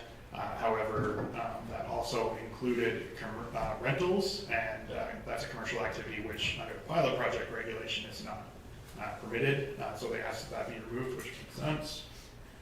They recommended prohibiting golf carts on pedestrian trails in this bylaw to align with our treatment of all highway vehicles, just to be clear. We made a specific cross-reference to the fee bylaw just so they know where the fees are if they're just reading this bylaw. We added an explicit reference that information would be provided to the registrar because that mirrors our requirements under the regulation. We gave a signature line for Transportation Economic Corridors, and then there were just a couple roads on the map that weren't labeled that we added to the map. We've got operations is working on putting the signs in place now that we have the formal approval from transportation. We had held on ordering those signs pending them telling us where the signs should be. And then the Summer Village is prepared to administer our registration system as soon as those signs are up. Thank you. Any questions on that? Councilor Gender? Third reading, please. Call the question, all in favor? Opposed? Councilor Nyberg, opposed? Carried. 10.3, 1749-25, Town and County Intermunicipal Development Plan Bylaw for first reading at the scheduled public hearing, page 64 of the package. Thank you, Reeve Clerk. I'll be taking that presentation. Happy to say we're at the point where the IDP is being presented to Council for your consideration after many months of work by town and county staff and town and county representatives on the IDP committee. The bylaw updates the 2009 current IDP and makes some significant changes. One of those is a reduced plan area, which relates to another bylaw in front of council later on in the agenda to deal with CFOs in relationship to our municipal development plan. The other bylaw that relates to, as part of this work, is the fate of the Southeast Area Structure Plan. So those two other bylaws are related to the work coming out of the IDP. The IDP does give us the proposed one does give a more elaborated administrative section on how we would deal with our relationship on planning issues between the town and county for the area immediately around the town boundaries. It also addresses what the expectations are around the eventual, not scheduled, but eventual expansion of the town when they need more space to grow over the next 40 or 50 years. It provides clarity on where we're able to access services from the town's system versus where we'll have to look at private services, be it individual wells or communal collective services, depending on the nature of the subdivision happening in the county area. So it's very much an update, and it will be the subject of a public hearing coming up, proposed for September 15th in the evening, 6 o'clock, as a joint initiative with the town council. So that means we would have two councils in the same hall holding two public hearings at the same time, dealing with our respective bylaws at that hearing and then potentially the same night. So it's a little bit different than our normal schedule. The town council has already given first reading to the bylaw and the draft text plan that is attached to our bylaw. And it's important that all the way through the process, that both municipalities continue to look at the same materials and ultimately adopt the same materials. What that means, Reeve Clark is possibly holding off on any amendments until after the public hearing, so that we can ensure that kind of coordination occurs. In terms of the process to get here, it does look a little odd in the report that it took about 4 years after, and just wanted to talk a little bit to that. That was a function of a little bit of a start and stop. As we got into the IDP, we realized that we had some other relationship issues that we needed to address, not the least of which was looking at a past exercise between the town and county in 2015 on regional water and wastewater services and what can happen there, and clarifying what we were doing with that document, which ultimately led to the creation of a formal water and wastewater agreement, which clarified what areas the town was able to provide service to the county. And we needed that as a critical information and background to then be able to finish the IDP exercise. And I'm happy to say that that's the stage that we're at today. So the request for this particular bylaw is to give first reading to 1749-25, and then to schedule that joint public hearing for September 15, 2025 at 6 p.m. That would be a special council meeting. And in terms of venue, we are proposing to move that to the Stettler Community Hall, which we're able to transport our equipment and host any crowd or people who wish to attend. Even the two councils alone will need more space for that kind of exercise. So that's the bylaw in itself, Reeve Clark. I want to go out a little bit on a tangent, if you'll allow me to speak to a few other issues that have come up in relationship to the IDP and some past decisions that have been made by council in relationship to the IDP that are currently being circulated by Ms. Cindy Wakefield. So I do have to split the comments that have been shared on social media and shared with previous correspondence of council into two parts. There's the part that deals with the past decisions, largely around the Alberta Water Board proposal and the redesignation of the Northwest 9, which is the quarter section east of Highway 56, north of town. And there's comments on the current proposed IDP that's got to be the subject of the public hearing. So I'm going to restrict my comments to the past decision making, or the comments that have been made on the past decision making of council. The comments about the IDP will come to both councils in the public hearing, along with the staff report that assesses those comments and provides additional information on them. And between now and the time that we're actually in the public hearing, we may get additional comments or different comments. But so far, there seems to be a standard or a pattern of some comments on those previous decisions that in some ways are a bit of misinformation and misleading to the general public. So I want to take a few minutes to address some of those. First up, I want to make it very clear that our concerns about the bio board plan, our proposal and the redesignation of Northwest 9 to an industrial parcel of the property owner started back before I formally began with the County of Stettler, but I was assigned the task under contract under PCPS, under Parkland Community Planning Services, to help the county on moving forward with the development permit after the rezoning had happened. So that's how I've had the opportunity to interact, unfortunately only by email, with Ms. Wakefield for many times, and also to interact with the solicitor that was working on her behalf. At all points, we have always offered on behalf of the county the opportunity to meet in face and discuss what can be complex issues. There's only so much planning information you can communicate effectively through a series of short or even long emails, or to have a conversation over the phone. And to date, that opportunity has not been taken up. Every time we've interacted with various inquiries along the same lines as what's been shared right now online, we've offered the same opportunity. We've also offered in some cases email responses, but there's always the opportunity to have an open conversation, come in, talk about it, give you more explanation about the various issues. Unfortunately, I think that is probably what led us to a series of allegations that are just not factually correct in the materials that's currently in circulation. I'm going to, in no particular order, I'm going to start with a reference to Section 638 of the Municipal Government Act. So the Municipal Government Act are the basic rules that govern how we do land use planning in Alberta. Section 638 in particular talks about the role of statutory plans. And statutory plans are our Municipal Development Plan, or the IDP, the Intermunicipal Development Plan that we're looking at land use bylaw is not a statutory plan. And the allegation that's made is that we have violated the MGA because our current 2009 IDP doesn't show industrial use on the Northwest 9, but we zoned it industrial in their land use bylaw. That's not a violation of the MGA. The MGA doesn't require those two to be consistent. There's a good reason why the MGA doesn't require them to be consistent. It's because the MGA and the legislature, when they structured our overall planning system, saw fit to balance the long-term planning aspirations of the municipality over 25 to 30 years through our MDP, or an IDP, and ASP, with the immediate needs of a landowner to know what they could do with their property. What could they do next week? Not wait 25 years and then figure out what's going to happen. So we have a system which allows us to do long-term aspirational planning, but still accommodates the ability to go on and deal with individuals' needs over time and deal with transitions. We may move an area from, maybe it has a few houses, but a long-term is supposed to be industrial, and there may be a transition issue.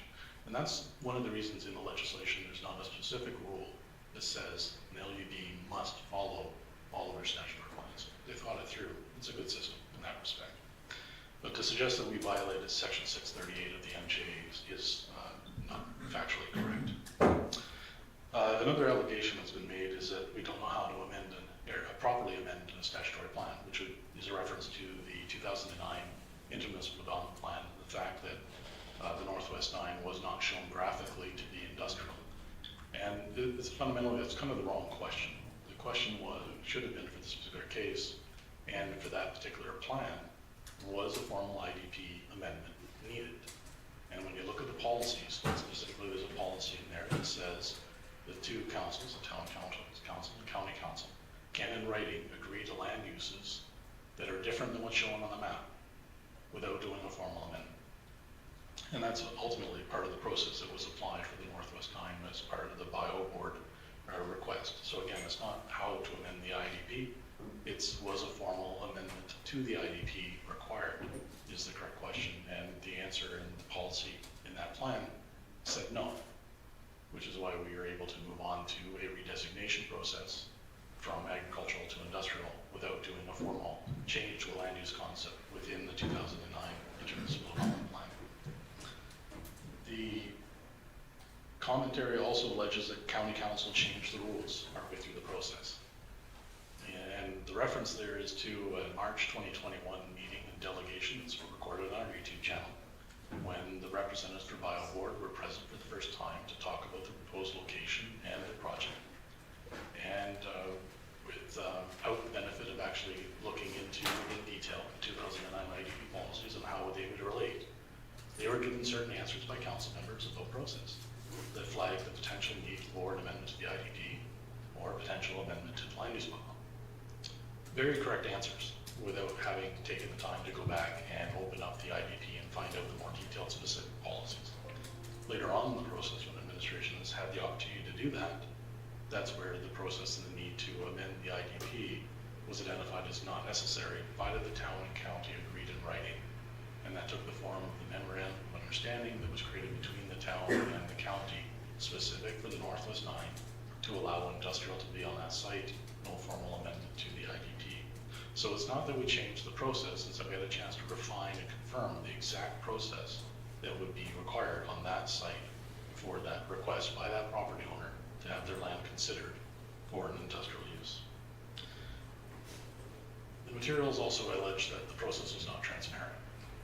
How could there be transparent if there wasn't an IDP amendment? Well, that's not correct either. It was transparent in terms of there was a very public process to amend the county's land use bylaw.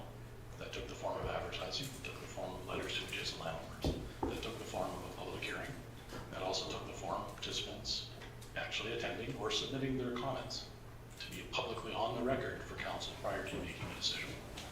And that is how we know the concerns in detail of Ms. Wakefield when it comes to the proposed bio board, which may have been the catalyst for that change, but not necessarily the only industrial property or development that could ever suit or fit or go on the Northwest 9. So in that respect, the process was very transparent. I'm going to leave my comments there, Reeve Clark. The rest, again, you'll read more in the report as we prepare going into the public hearing. And most likely I'll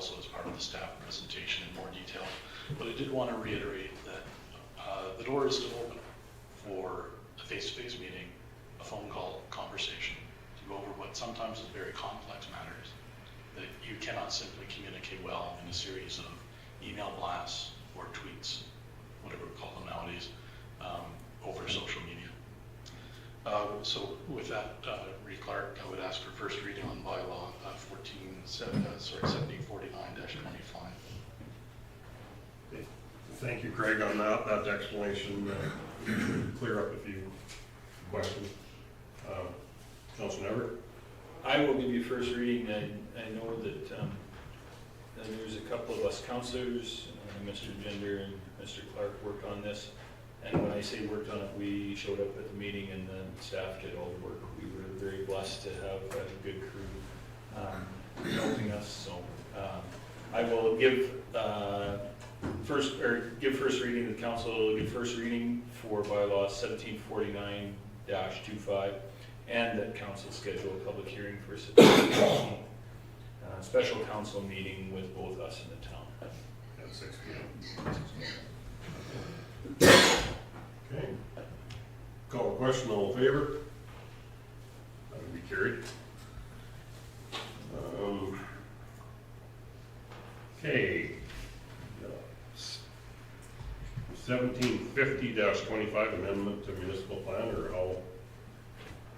Thank you, Reed Clark. So this is kind of a sister amendment to the IDP, and the proposal takes the CFO, the Confined Feeding Operation Exclusion Area, which in the 2009 IDP extended generally 1 mile out from all the town boundaries, and then as part of that process we were looking at adding 4 quarter sections, 2 up in the south, 2 in the southwest corner, 2 in the northeast corner. And it takes that concept of directing confined feeding operations away from the town boundaries, out of the IDP into the county's municipal development plan. And that's what allowed us to reach agreement with the town to reduce the plan area in the IDP, and that's how the two relate. So with the exception of the 4 quarter sections in those 2 corners, it's really a status quo for all the other lands that are close to the town when it comes to confined feeding operations. Putting this material in our MDP also more closely aligns with the documents that the Natural Resources Conservation Board staff are likely to read and consult when they're making decisions on approving new and expanded confined feeding operations.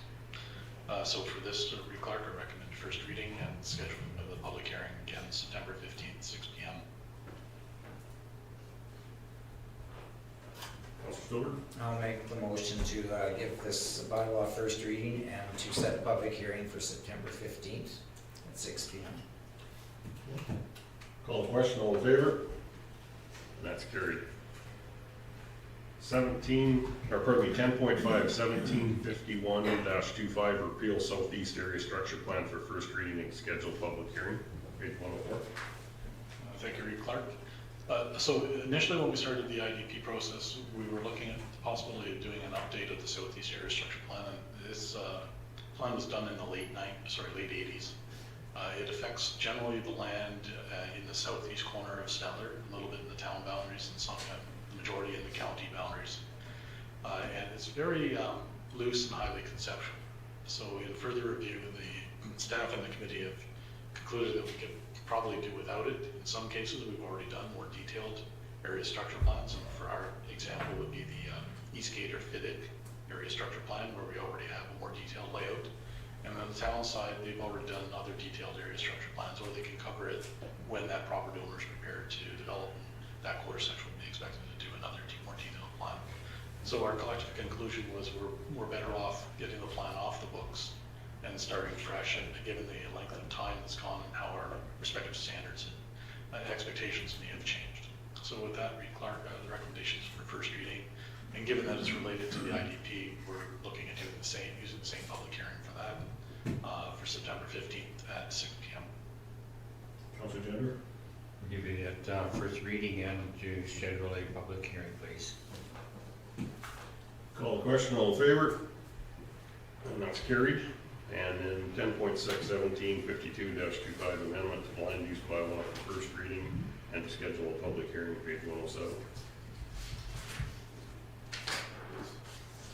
All Craig all afternoon. No, this won't be long. Thank you, Reeve Clark. Famous last words.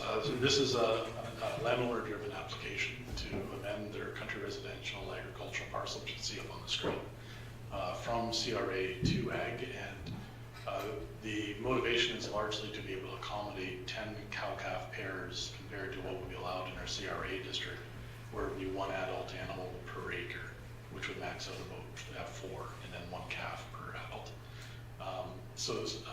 Staff do recommend that this gets advanced to a public hearing. We don't have any concerns. It's not in a multi-lot subdivision of CRA parcels. It's on a separate one on its own. You can see from the drawing all the ones that are not with the pink box are already in the agricultural district. So we don't have any concerns from that respect. But the recommendation is for first reading and then the scheduling of a public hearing during what would be our kind of normal date and time.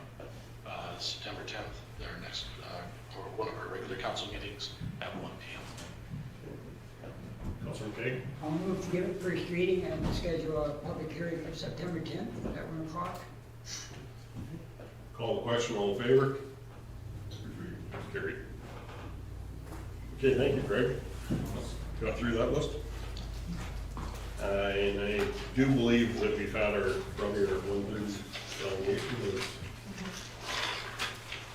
in, so if we can go through a series of introductions, or go through introductions, please, sir. Greg Jackson, Director of Operations. Michelle Hoover, Legislative Assistant. Ernie Gender Stettler. Paul McKay, Denota, Councilor.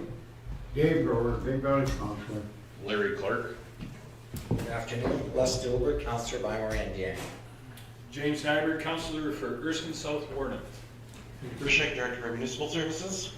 You got Cassidy CEO? Justin Kasler, Manager of Engineering. Pass it on, Justin. Pass your mic on if you would, Justin. Mary Marshman, representative from Wheatland County, and I'm treasurer on the Foundations Board. Tom Zersky, I'm councillor at Town of Drumheller, and I'm on the Health Foundation Board. Hi, I'm Ashley Rolando, and I'm the administrative manager for the board of directors at the Health Foundation. I'm Christy Ballette. I'm the manager of strategic initiatives. I'm Chambers, Hometown Productions Meeting. Alan Gano, County Resident.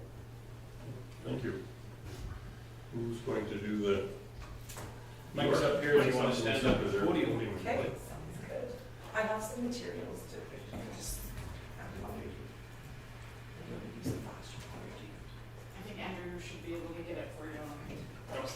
Give it to Andrew the flash drive. It's just the stuff you emailed me. Yeah, I do. Thank you.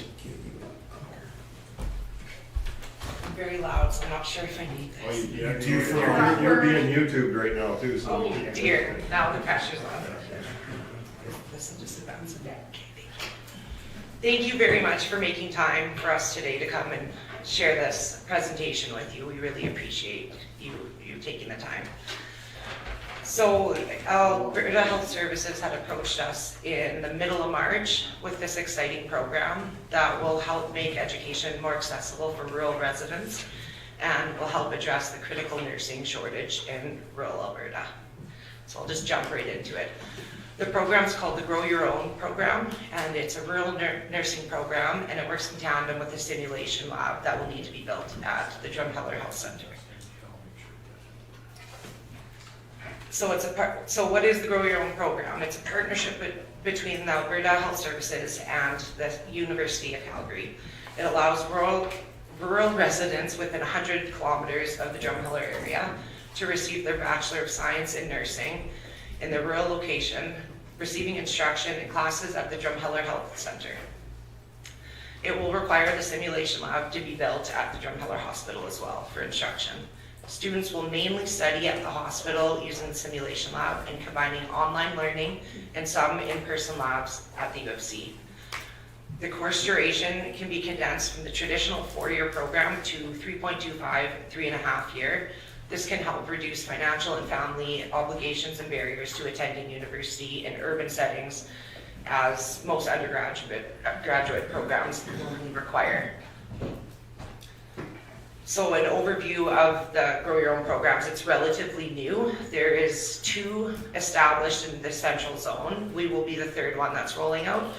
The first one was in Wainwright in 2021. They just had their first round of graduates. And this fall will be the first round of applicants that are going for instruction at Drayton Valley. So they've been taking cohort groups of 8 to 9 students. Again, it's with Alberta Health Services and the UFC. And the main aim of this program is to reduce nursing shortages in rural areas by training applicants, ensuring that they will stay and work in the areas that they were instructed. And Drumheller's catchment area is a little bit smaller. It's 100 kilometers, and that's just because we're so close to Calgary. So in the history of the program, I kind of already went over this. The theory classes are taught by the UFC faculty.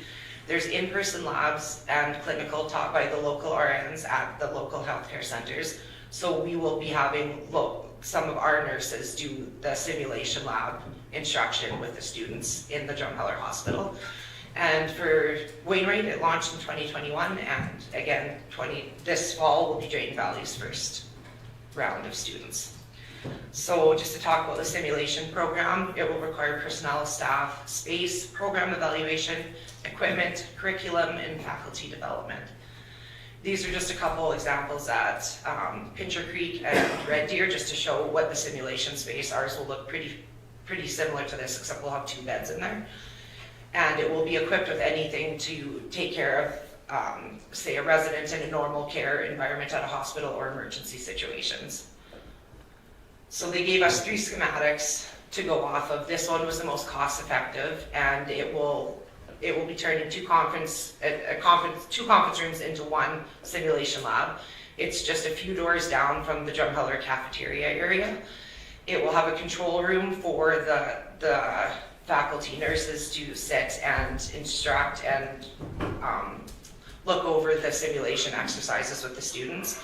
It'll have a cleanup zone, the 2 beds with the dummies, all the medical equipment, and also storage area. And right across the hall in the little yellow will be the debriefing room. So after the simulations are complete, that's what they will go and go over all the results. So where we fit in with this is Alberta Health Services didn't have the budget to renovate the existing space to make the simulation lab. So they put it forth to us as a funding request for us to try to generate that money. The quote with a separate conference room for the debriefing and the student lounge is to be topped out at a maximum of $300,000.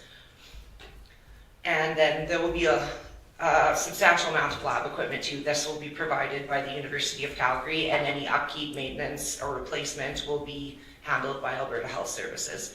And that's estimated to be $60,000 to $80,000. So we'll be bringing a lot of different equipment in for use with the staff and for the students. So some of the benefits to the community and all our outlying areas is the rural community focus. It's designed specifically for students living in rural Alberta. Makes education more accessible and plausible to complete for many than traditional university programs. It has a blended learning approach and utilizes a hybrid approach of combining online learning, modules, in-person labs, and practical experience, and labs at the U of C infrequently. And it's a partnership between, again, AHS and the University of Calgary. So it'll reduce barriers. It aims to reduce barriers accessing nursing education with travel and housing costs. Anyone that's already well established in the area could financially make this happen more than if they had to attend an urban setting university. It will also help with local retention, which is the main goal of this program. And by training the nurses in the areas where they live, the hopes is that they will stay there because they're already established there. And they will have to sign a contract, all of the graduates of the program, to stay for a certain measure of time. That hasn't been finalized yet. So I don't know the particulars, but I could forward them along when I do. And they will have to stay in the local area after the program is complete. So it'll address nursing shortages, helps to address the critical shortage of nurses in rural Alberta, improves healthcare access by retaining nurses in these areas. It will improve healthcare services for all residents. Community development fosters a sense of community and encourages local residents to pursue careers in healthcare. Enhance clinical skills. Simulations provide a safe space to, can I just grab is there an extra copy of that, Michelle? Which one? Just the PowerPoint slides. I'm sorry, you guys. It is very hard to take. I have 2020, but it's failing me right now. Okay, sorry, you guys. That's no better.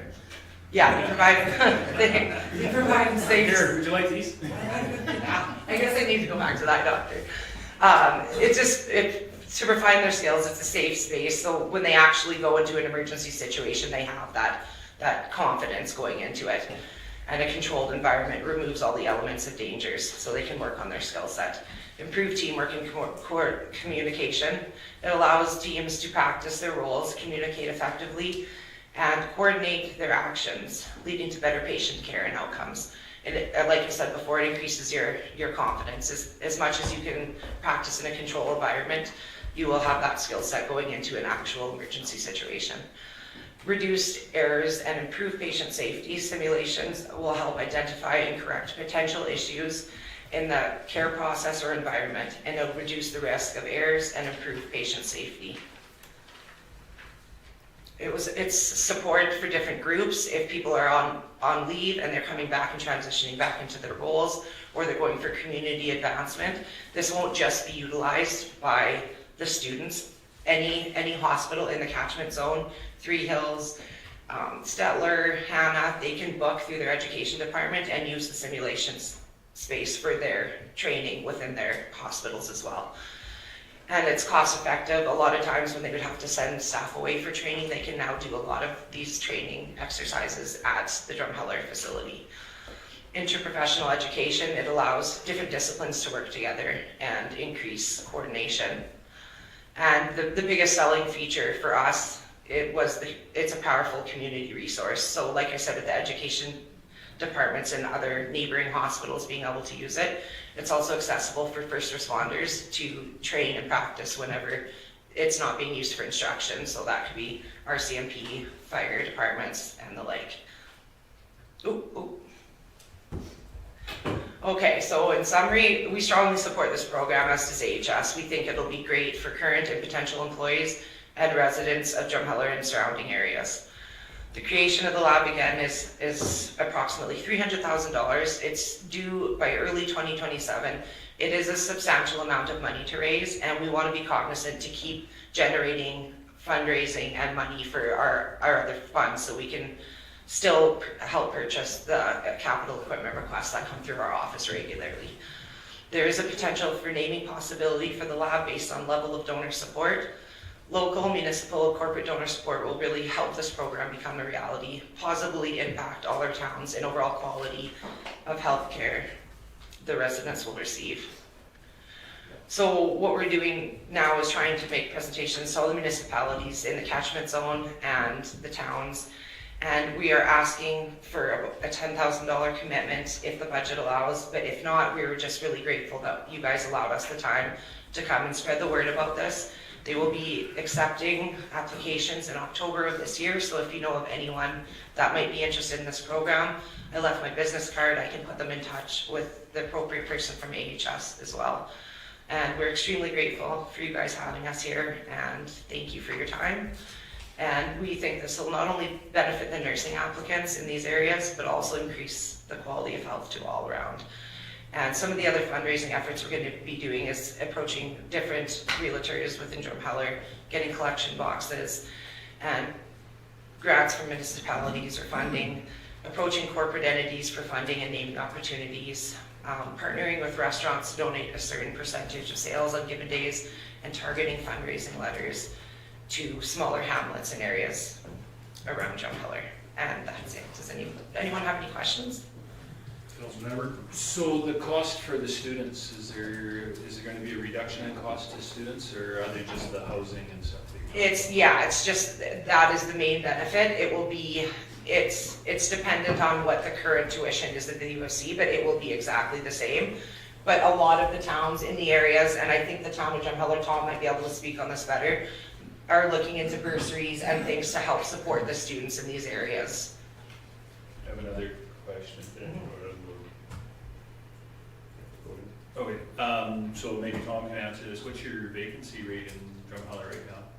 Do you guys have much for housing? No. I We have lots of Airbnbs. I know we're in the same restraints as far as that goes forward, and I love your initiative, I really do. The problem that I see you guys having is, so if my son or daughter wanted to come down there, they're either traveling or they are going to house, and if they're going to house, there's nowhere to stay, and we're in the same boat, so I'm not deterring you in any way, I'm just saying, Tom, look at it from a housing perspective. If this program, my wife went through the School of Nursing program. Yeah. Loved it, thinks that they should be back, where we graduate a couple hundred nurses out of nursing school on a regular basis. However, that's not the way it goes. This is the new system. I do know that there is some housing being built for resident doctors and nursing staff. I think part of the idea, and one of the reasons that they limit this to the 100-kilometer area, is that there would be a lot of commuting. And with, if you had, say, 2 or 3 people from this area, sharing the commute, that would be feasible. And you're doing a lot of virtual stuff. And it just, and the other thing I want to mention is, so the people from this area would not have to work at the Drumheller Hospital. They would come back and they would work at the Stettler Hospital. So if you can imagine some of the people in your area that might be interested in nursing, but it's not conceivable right now for them to go to Calgary for 3 or 4 years or go to Edmonton for 3 or 4 years. They could take advantage of this program, living where they are, do that program, and then come back and be nurses here. And so that's the whole idea of the program, is to develop some of the people here. I've had that experience I was principal of the high school in Drumheller for many years. And so we would hire people from Calgary, from Edmonton, and they would stay for a couple of years and then they would leave. Much more success hiring former students from the school who went into education and then came back to Drumheller. Many of those people are still working there. So that's the idea, is that you get people from this area who are living here now, who have roots here, who will get into this program, come back and be your nurses, and stay here, not migrate. I could look into talking to the physicians at the hospital too about those, because I know they're building, I believe they're in the process now of building some townhouses for doctors coming in, short-term and nursing students as well. So I could see and get back to you guys whether that would apply to this program too. Councilor Gender? So are you really restricted to the 100 kilometers, or Stettler is just barely within that? Yes, you just squeaked in for us to harass you guys. So I'm just kind of wondering, okay, so if we have a residence that lives another 10, 20 to the Canelda area, are they still classified as a resident or within that 100 kilometers? As far, I did confirm this last week with the site manager, and she said as far as she's heard right now from Alberta Health Services, it is restricted to that 100-kilometer zone. Where your residence has to be? Yes, where the applicants have to be for the program. So they just state that they are from Stettler, not outside or in the county? Yeah, I can go back to her too, because it won't start, the program won't start till next fall, even though they're accepting applications this fall. But because it's such a new program, they said they're adapting it to each healthcare facility. So if this comes up in the presentations, I will go back to them and see if there's any sort of wiggle room on that. Because like you said, what's, another 5 or 10 kilometers when we're 100 kilometers out, I can go back to them and see if that's going to change at all too. Thank you. Yeah, of course.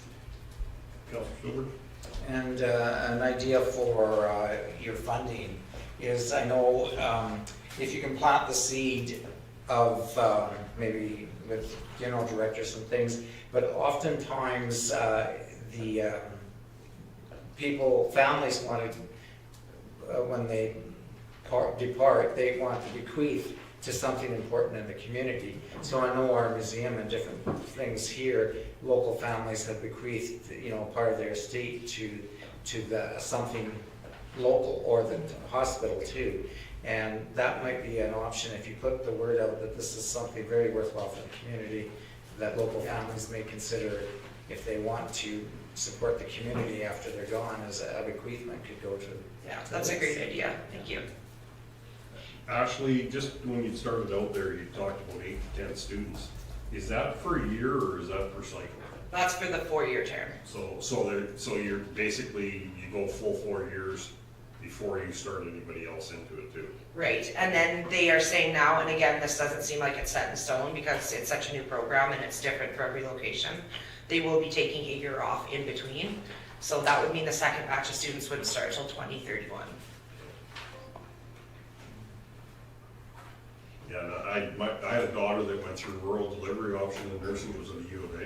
And that would be 22 years ago probably. And it was based on a Camel, like not the University of Camels, but the exhibition grounds. Yeah. And they would have to travel in for their labs and stuff. So it's not we've been talking to the government about this. It's not a new concept whatsoever. It went very well. At that point, you could get your diploma in 3 years rural, or if you went 2 years and then went 2 years to university, you get your degree.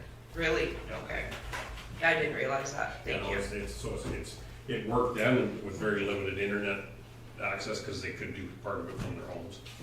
But then their labs and stuff, they would have to go into Canada. That's really interesting. Okay. Any other questions? Well, we thank you very much for coming up. Thank you guys very much. We appreciate you taking the time. Great initiative. Thank you. Motion to accept. Councilor Nyberg, motion to accept for information. All question, all in favor? And that is carried. Thank you.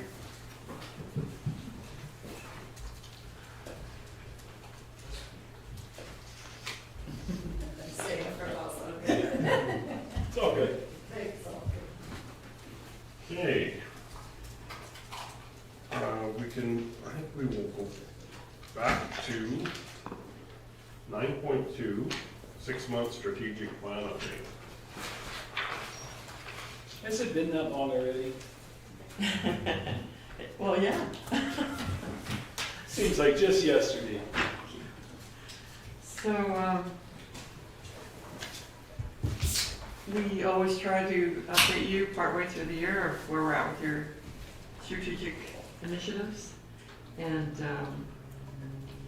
Chrissy's been keeping track of this for us, and she's put this in a graph for you to look at.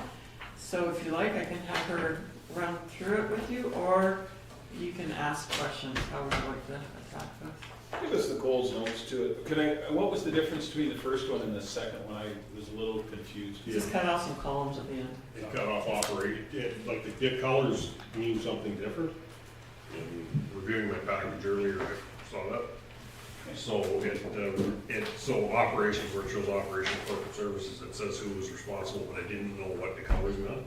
Fair enough. So, and the timelines, and, but Cole's note part, I did ask Christy how we're doing based on what endpoints are, so if you can run through it, if there's some that raise a red flag, Christy, that especially takes participation from us or something else that would have to happen. Your mic's red too.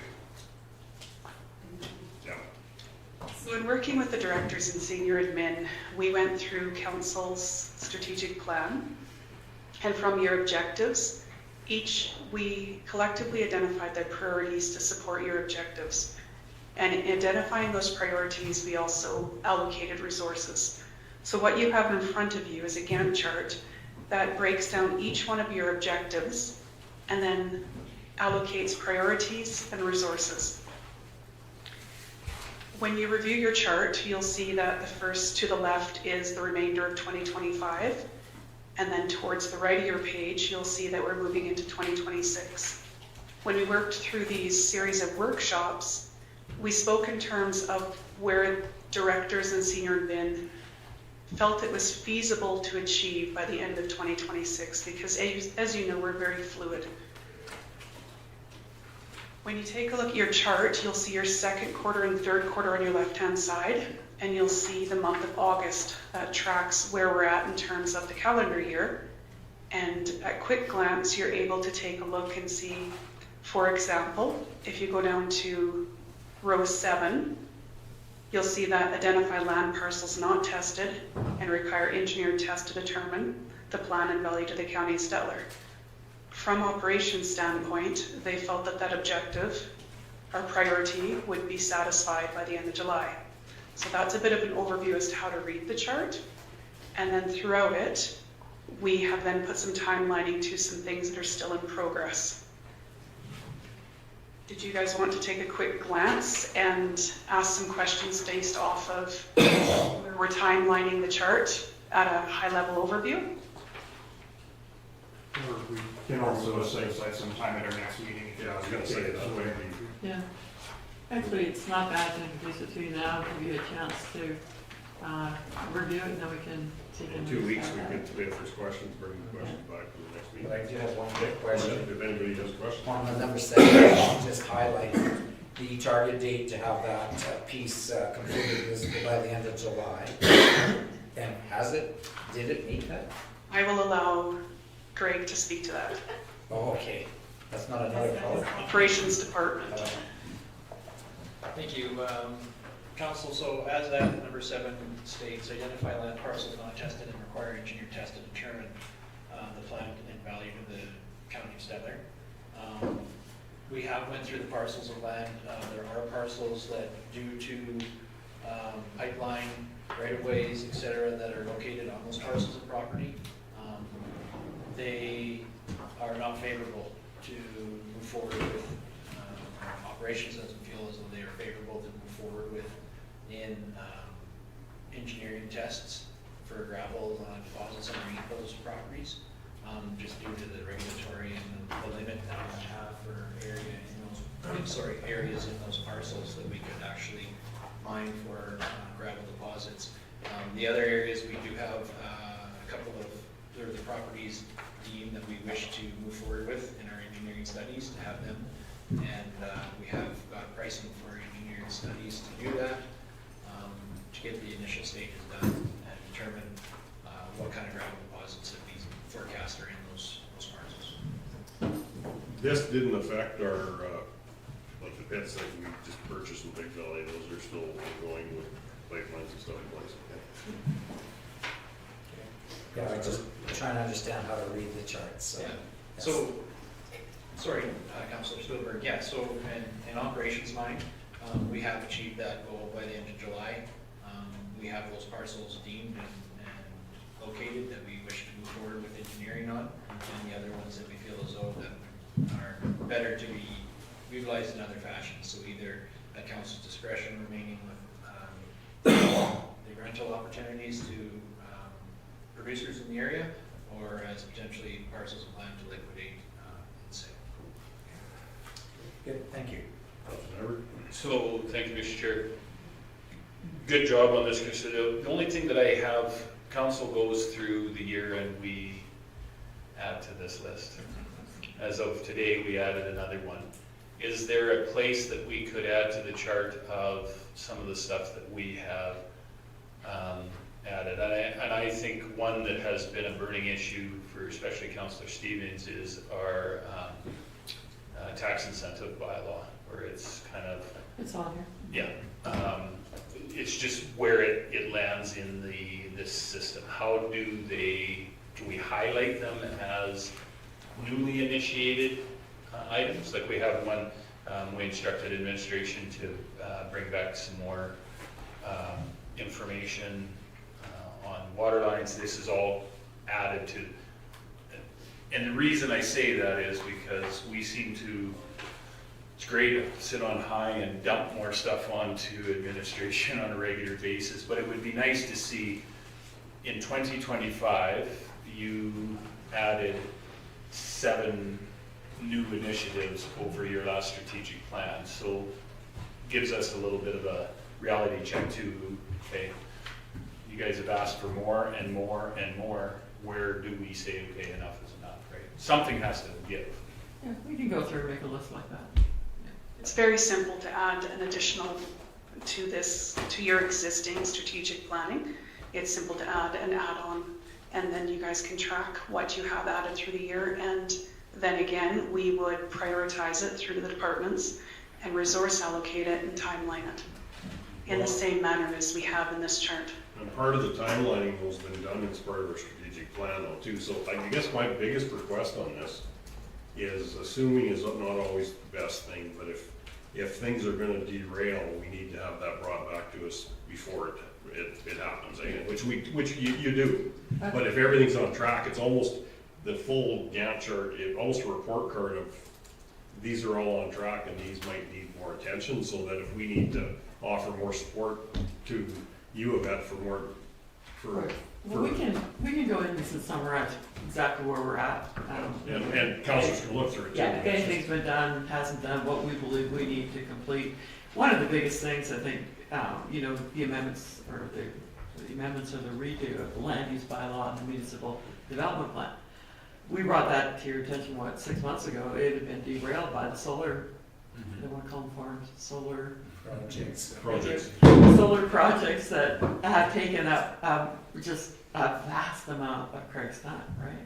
And hearings. So we came back to you and said, and we don't think we're going to get at it before the election's over anyway, probably 2026. Well, and I look at the one that has consumed very much of our time is the fire, right? Yeah. And if you look on it, it really is But then you look at the short doctor window in there on this.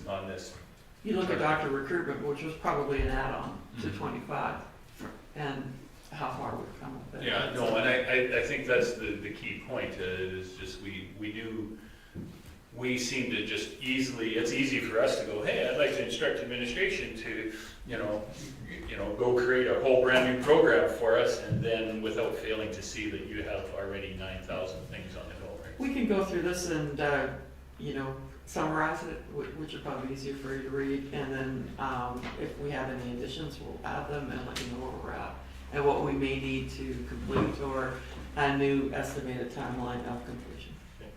And Christy? And as of the production of this chart, this was up to date by directors as of August 1st. Okay. Yeah, Christy's done a great job of keeping us on track. Just look at the amount of work that's been done there. If anybody says that, the county's not, we're just sitting around eating pancakes, maybe they should have a look at this particular chart and see what's happening. Well, exactly, we get it, and we go, oh yeah, you go like this with it, right? But Christy brings it back and throws it in front of our face again, so we can't ignore it, so that's worked out really well. Yeah, and I have a question that doesn't pertain directly to this, but it pertains to the next strategic plan. Yeah. Is, just with an election coming forward, there's been other issues we've brought up, and I don't know if it's on here. I haven't went through it completely from when. I actually have it on my board, and that's the philosophy that council's changed on the roads. Okay, that's one thing I think is very important to put forward, so that next council can, it's gonna be their decision, but they can understand what background's been put into it and what we've learned. That will be one that we'll add on as an addition, and like we've done huge strides on that. Right, and that is an addition and a level of service, and we can pave every road, but taxes are going up. Please, just rephrase that. We could pave every road.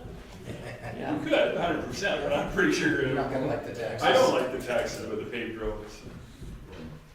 But if you receive it for information, we'll summarize it and make some additions. And councilors can take it and go through it, and if Yeah. there's specific questions, bring them to the next meeting or forward questions in prior to the next one, so that we've got the information to discuss in the next one. Yeah, like I think we've always told you, the strategic plan's a living, breathing document. You just don't park it somewhere in there. I'll give you a motion then, Mr. Chair, to move it to the receipt for information, and job well done. Okay, yes. Call the question, all in favor? And that is carried. We have been jumping around quite a bit, but are we to report now? You are.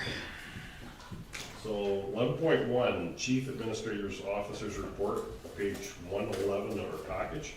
Are there any questions on that? We did have some questions, I guess that was more in the financial report, but another detailed report from our CAO that shows what every department's been doing. Just one note I would like to bring up though is the chore team competition. I thought that picture should maybe be at the very front, but if it wasn't that, but that's just me personally. The table of all the rooms? No. Yeah, there was, we definitely, I thought, because most of the department has participated, if not all of them, in, the ratepayer day on the Tuesday and then the pancake breakfast, and the interaction was great. I couldn't believe the amount of people that we've had. Mr. Chair, to that chore team, I would like to reach out to Nikki and say thank you. Absolutely. She did a pinch hit for us. We were down one counselor and she stepped up like a trooper. And I'll tell you what, it was quite hilarious trying to watch her find eggs and hike those bales that were taller than hers. Yeah, she texted me and said, Good I hope I job. can look at the The bales. all-girl team did a wonderful job. They did. Yeah, absolutely. Can't hear you, Nikki. Well, through to Councillor Nyberg, I guess that is duties as assigned. Yeah. Yes, absolutely. It's in the fine print of the contract. Yeah, they were great pictures. I think it's a great event. I hope it keeps growing. Back to Nikki, I know you'd worked a couple of the evening, or one evening at the rodeo for sure. How was the overall, did they successful? Yes, we haven't had our wrap-up meeting, so I will provide you with some concrete statistics after we have a chance. A couple of the Canadian members for the Stettler Egg Society are taking some well-deserved holidays, so I imagine early September we'll gather again to go over the pros, the cons, what could improve, and what we did great, and talk about next year. Okay, good. Thank you. Thank you. Councillor Gender? So was there a count on our breakfast, on what we served? Close to 600, I think. Beautiful. We count them by the plates. They count the plates when they set them out, and so we were right at that 600 mark. I think we were very close to that with hot dogs on the Tuesday also. 640 is the number you told me on hot dogs, Yeah. and I was late arriving. It was amazing, absolutely. Sold by all. That's good. Any other questions on the report?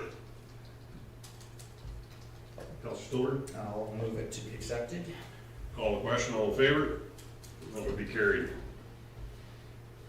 Financial reports, 11.2.2, which takes us 11.2.1 accounts payable register, 11.2.2 bank reconciliation to June 30th, 2025, and 11.2.3 year-to-date budget, which takes us 177 to 198.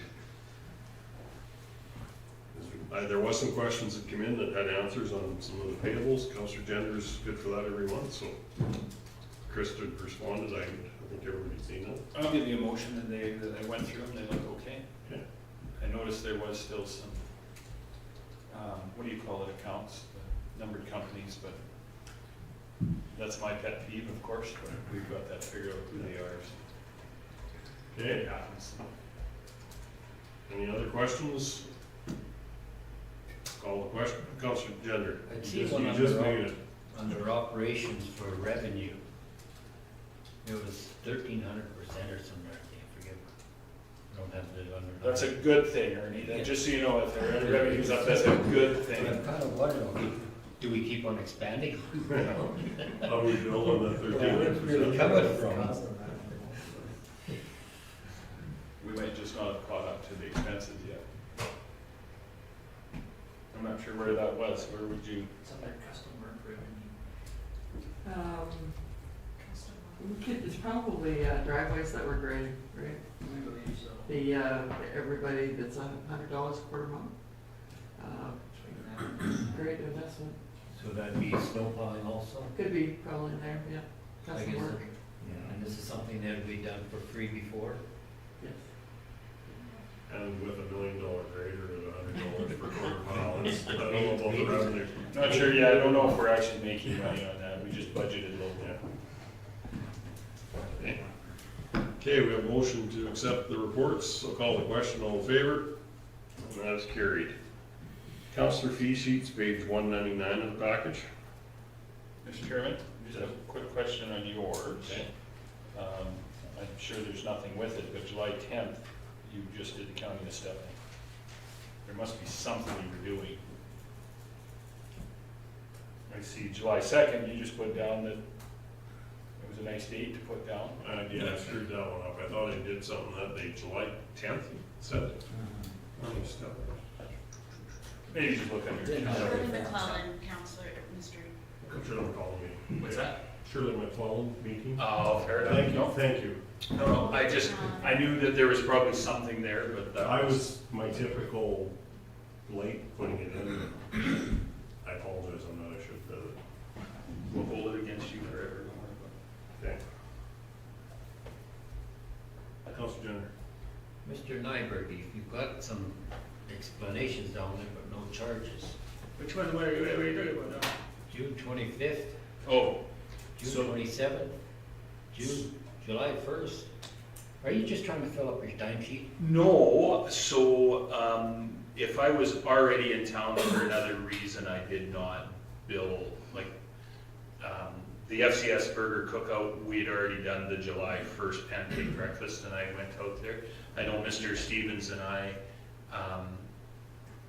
kind of did some pinch hitting on that one, where we showed up and they were inundated, heavily inundated with, a lineup from almost to Erskine, so we helped them cook that, some burgers and hot dogs to alleviate it. Very interesting. We were looking for another barbecue, and the community events trailer was there, and lo and behold, guess what's in there? There's a barbecue and all the utensils. So Mr. Stevens and I jumped up and started doing some cooking. And the 25th, I was already in town, and so I had a meeting at the end of the day at Willow Creek. The issues that were happening at the County Housing Authority, it had to be dealt with. So, but I'd already billed for a full day there. And the 27th, it was just the time, the travel that I put in, but I think it was a very short meeting that I had to come in and deal with some stuff. So I didn't think that a long meeting, I did want to get paid for my travel, but not necessarily charge for the time. I'm just kind of wondering whether you're trying to fill out your timesheet so that you make your wife look like you're busy. That's 100%, Mr. Jenner, yeah, so. We talked about the county fair though, and along with the museum. How many people did they figure they fed? Oh, Like we're talking hot dogs, we're talking breakfast and now this. So just a quick one, the FCSS was going to join in on the Stettler days or whatever. Unfortunately, we weren't able to do that because our budget was completely blown with the Canada Day. There was, I can't remember how many people did they say they went through the museum? 1,860. And I think we fed every one of them one or two burgers. And the thing is, I worked at the pancake breakfast that morning, and then I flipped burgers at the museum, and it was all the same people. They went right from breakfast to lunch. Yeah. It was kind of funny, but yeah. But yeah, they can smell free stuff, which was what it was for, and especially, to get families out and enjoying themselves. It was good, but it was busy, and like James said, thank God Justin and James come along, because we could not keep up cooking for that many people. And Shelley they ran out last year, so she got a lot more food this year, which was good because the attendance was way up. So the food was there, just couldn't cook it fast enough. The only thing we did run out of was cake. Yeah. We just couldn't order enough cake, but it was like, did we get was it $2,000 worth of cake or something? It was an insane amount of cake we already had. Well, it was like about $12,000 between the bouncy houses and the food. It was, I think, around close to 10 o'clock. Well, it's just a lot of participation. That particular day, I did not. I mean, people talk about being a counselor and what we do, but that was a day that was a 100% write-off. Started that early morning, ended my day in Denelda with Larry and Paul. But I was on county business from about 7 o'clock in the morning, 7:10, Nikki, because I had to find my hat. And then we left Denelda, I can't remember what time I did a little economic development. I stopped at the Denelda Hotel and made sure that they had to do a taste test on the beverages, make sure they were good still. So you were there probably till at least 7:30 then. Yeah, no, it was an early start, like for the breakfast was early to get it out of the way before the parade, so they started having to get the cooking started at 6:30, so I left home at 5:30 in the morning. So, and then flip burgers all afternoon. It was a long day, but it was, You weren't ready it's for what it. you do. You weren't ready for any fried food for a while after that. Yeah, no, it was good. But it was a good day. It was a very good day. And I have to say the chore team competition was another one of those good days that it was enjoyable. Like it really was. I just wish we would have had more participants, or not, spectators out there, because honestly, But for it the was heat, there was a lot. Yeah. Brave in the heat more than I would have. It was a fun afternoon, and it really was, and to get out with the horses and meet the team, the drivers too. It was cool. Yeah, no, it was a good day. It was a very long day, that's for sure.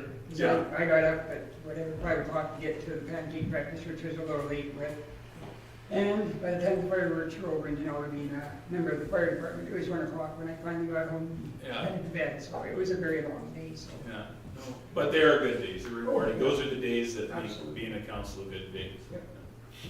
Councilor Gender. I'm just kind of wondering, say, like on the timesheets, we do have a certain date as a cutoff, like on why the variation is so much, say, like on some, it'd be nice to be able to have it so that we can compare, if we're gonna be looking at it within that time slot. I leave that up to the discretion of the councillor. Okay, so can I make a motion that we instruct to keep it as close to that cutoff date as possible? So, Mr. Gender, what I do, I'll just let you know, I don't typically put anything on my pay sheet that I haven't actually attended. I know some councilors out there will add dates on that haven't been already accessed. I'm just one that I don't want to do that, so. But, It'd be nice just to keep everything very much in uniform, that we all within, say, like that time. yeah, and I'm not sure if that's a motion to be made, but maybe a suggestion. I don't know, I just soon just fill it out by the month, and if I have one that's, I for some reason can't make it, you just take it off. Doesn't make no difference. It was Same with having it in your report, Janet. So it's all over the board, that's the 3rd to the 15th, whenever. But you go to them, they kind of report, I guess. It was a date cut off of where it is requested by administration, Yeah. to have it in by a certain time. Yeah, it's usually the third Thursday. Thursday. Yeah, it's on your calendar. Yeah, it's on the calendar. And that's what I go by. That's what I go. Or by, try to just go by. Even if I'm late putting mine in, I still cut off at that. Cut off the date, yeah, because it's pretty simple, because it's still a full month. Yeah. Like once the first cycle, very first time you do it, you might drop a week, but then it picks it up, it's a month every time following that. I think it should try to be followed, so. And it's And I easier think to that's our cover- policy. yes. That is our policy. Yeah. Yeah, so in August, it's the 21st. September is, Used to be the Thursday right after MPC, but then somebody changed that. Now it's the Thursday after. somebody Just changed the second dates, yeah. Or whatever, oh yeah. Yeah. Any other Anyways, questions? I was just gonna move the timesheets says they are. Councilor Jen? Receive for information. Oh, no, we've got Councilor Stillbird moving. Call the question, all in favor? And that would be carried. Councilor committee reports. Is there anything anybody wants to add or to theirs? Or I know from us, Andrew, we said we were gonna put something in about Shirley McClellan. Yeah, that completely slipped my mind. I apologize. For the next meeting. Yeah. I have one, FCSS does not meet through July and August, but then there's still quite a bit going on, and like, for the whole month of August is National Overdose Awareness Month. You may have noticed around town, there's purple lights on some of the trees. FCSS office is decorated in purple in the awareness of the overdoses that have occurred. So, and actually, Turning Point's coming to do a presentation, I think, next week that's open to the community on this for the families and whatever, so, but just a couple quick stats, like in the month of July alone in Alberta in 2022, there was 101 overdoses in 1 month. That caused death. Yes, and then in the whole year of July, the whole year of 2023 in Alberta, there was 1,874 overdoses. And in 24, the stat for some reason that we had only went to October, but there was nearly 1,000 overdoses in Alberta up till October. And in the Stettler town and county, there's been 27 deaths from overdoses that FCSS is aware of in the past 5 years. So we're not a large community, but, and then there's, you know, they have in FCSS with some of the ones that we've lost. So it's just an awareness month to, if there's anything you can do to, I guess, encourage people and educate people of the serious nature of this, it's by all means do so. And you see in the package the proclamation that was signed. We did that, Hometown Media was covered it too. It was a really, really short notice thing, is why I was asked instead of the wreath, but it was so quick she didn't have an opportunity to contact the county for the wreath. But anyway, it was signed, declaring the month of August National Overdose in Stettler as well. Who's that Hometown Media you speak of? That is page 215 of our package too. It's 214. 214. But anyways, yeah. So I was just going to add that, being that we don't have meetings. Okay.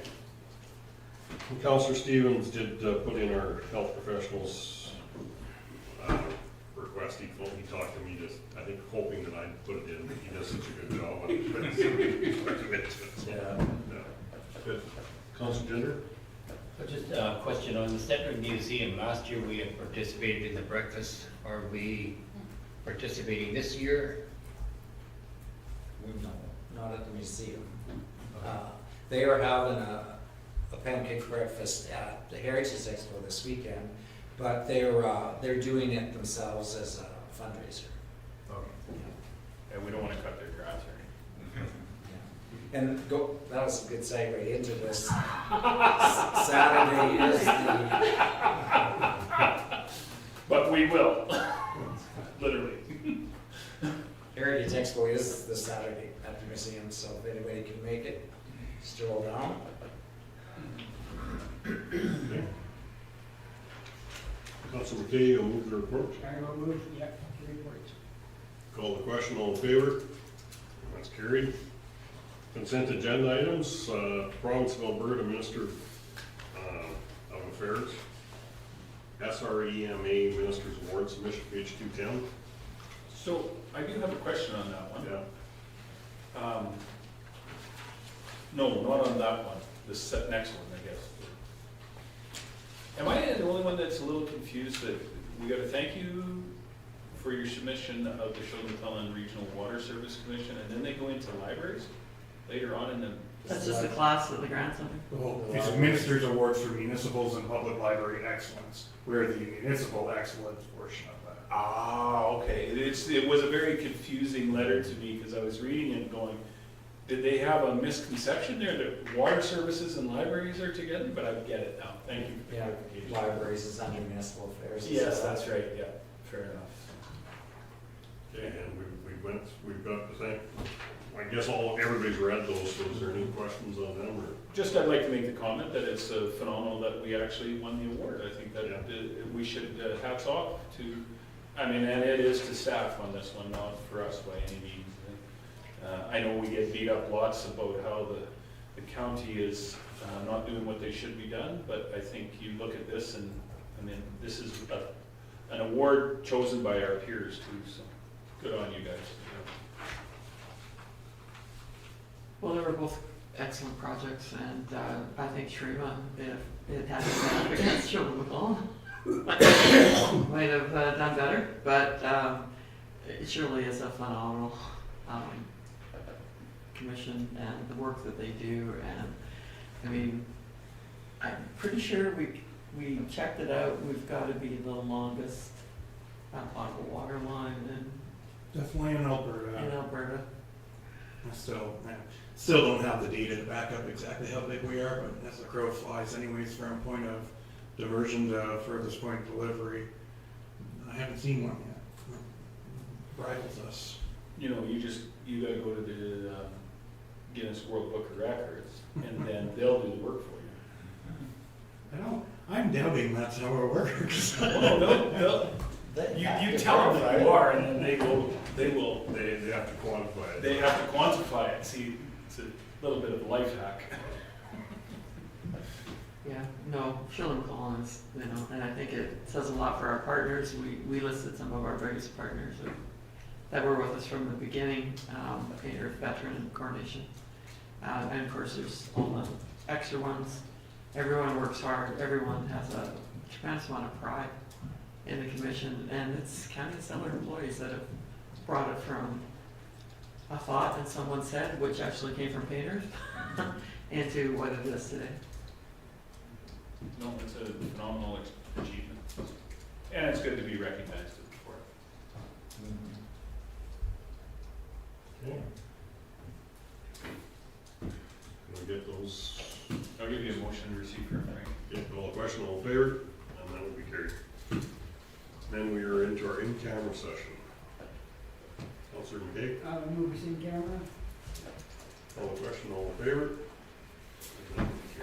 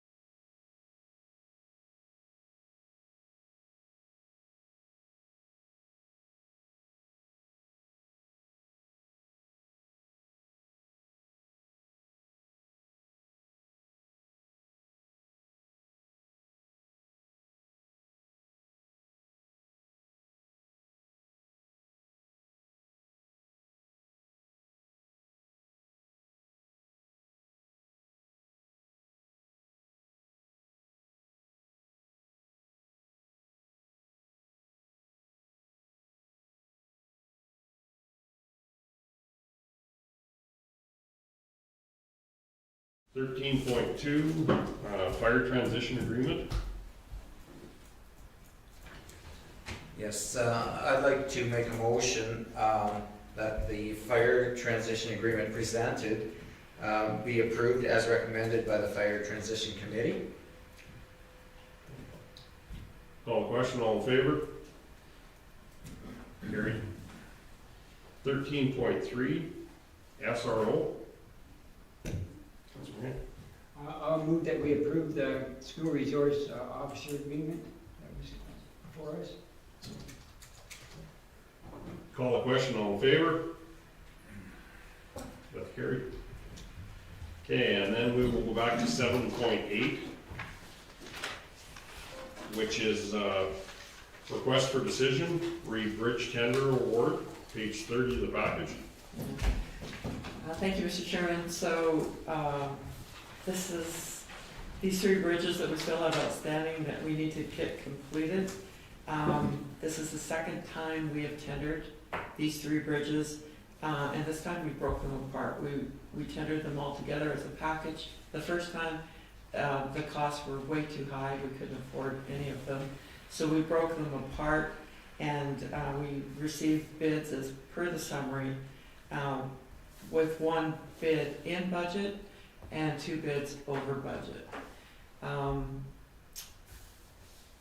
One of the contractors who bid on one of the bridges asked for a summary, and I think unfortunately when staff mailed him the summary, there was an error, probably a copy and paste in an email. There were numbers that were put in for a company that did not bid on the project. So if we can go forward with this project, we're looking for council to award Bridge 76-970, that the bid came in under budget was North Star Trucking in the amount of $118,650 plus GST. We're asking council to basically reject the bids for bridge file 1856 and 1788 as they are over budget.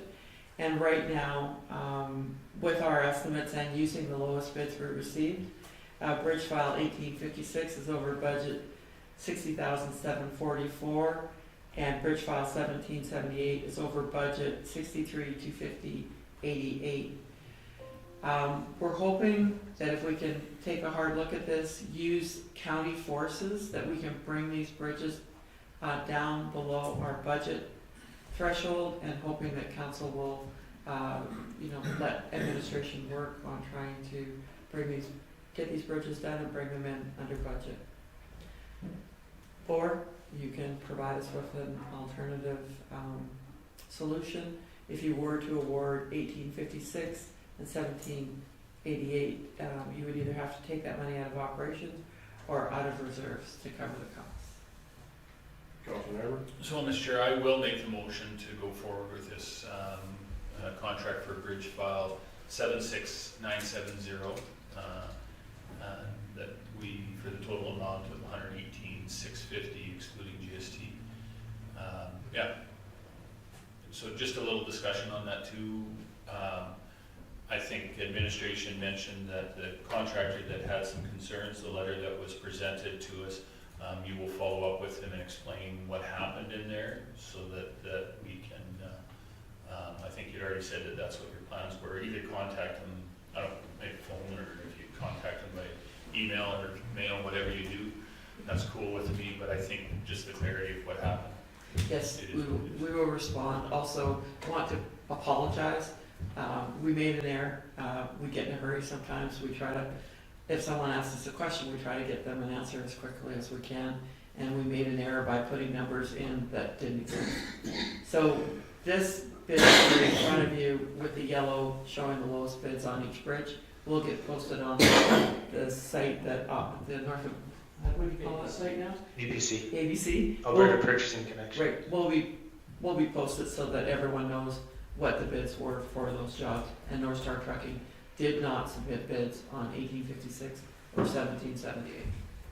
And then, if I may ask, for clarification to administration, those two bridges 1856 and 1778, which North Star did not submit a bid on. They were never ever offered to be awarded those contracts, were they? No. No. Okay, so there was just a little bit of confusion. Well, and I think that's what it looked like when we sent that back. Yeah. It looked, and I could see where this individual comes from, that it looked like, well, wait a minute, Yeah. how did they win a bid, right? And they did make comment in the letter that we'd already awarded it, but we haven't. Today is the day that we're awarding, and it does bring clarity to what we're doing. And they're not being considered because they never made a bid. So. And my stand is if it's over budget, we've got to revamp and try and figure out how we can get it under budget, because we've got to stick to that budget. And one more Go ahead. question. Would it be out of order to request that this be handled in 3 motions? One for each piece in number 1? Sure. To award, to reject, and then to instruct administration to look for the third piece, alternate. I think that's what we're going to do. Yeah, but Mr. Navar's motion only covered that. Oh, you only covered that? Yeah, don't put words in my mouth. Don't go there. The Very recommendation short, was that's to exactly what we're balance. doing. Okay, cool. See, you're ahead of the game. You're a keener. Councilor Gender, you had your hand up? Like in the letter from RTC, like there was one that I just want to clarify that he was saying that there were only 7 bidders at the time, but also to clarify to him that there were 8 opening bids on that particular job that we are going to be awarding. That's correct. On that one, yeah. Yeah. And that's when you look at that thing, or that, yeah, right there, on the 778, there's only 1, 2, 3, 4, 5, 6, 7 bidders, right? Right. Yeah, but 76,970 also only has 7 bidders, but it was a different person that didn't bid that job. Right, and then on the 1856, there's only 1, 2, 3, 4, 5 bidders. So it's consistent that that's what's happened. Yeah. Some guys just didn't want to do some of those other jobs, I get it. So we have a motion for, To award for BF bridge file. 76970. 76970. Call the question, all in favor? That's carried. Mr. Chair, I'll make the motion to the council reject the bids for bridge file 1856 and bridge file 1788 as they are over the specified budget. Sorry, the number was wrong. 1778, just to clarify. Oh, sorry. Yeah. Just so there's no confusion. Oh, Had enough of that. yeah. 1778. As discussed, typos happen. Yeah. Not to be nitpicky, but. No, very good, Be nitpicky. because that bridge file, we may not have that bridge file. Okay. For clarifying, so 1778. You got that recorded? Okay. Is there any questions, concerns? Call the question, all in favor? And that is carried. You're gonna go with the third one? Les? I can make a motion that council direct administration to restructure the construction projects for bridge files 1778 and 1856 to utilize county equipment and labor contracting support as needed to complete these projects. Okay. Call the question, all in favor? Opposed? Councilor Grover's opposed. Carried. Next meeting is Wednesday, August 27th, 2025. I need one last motion. Councilor McKay? I'll do so. Adjournment. Adjournment, please. Call the question, all in favor? Carried. We all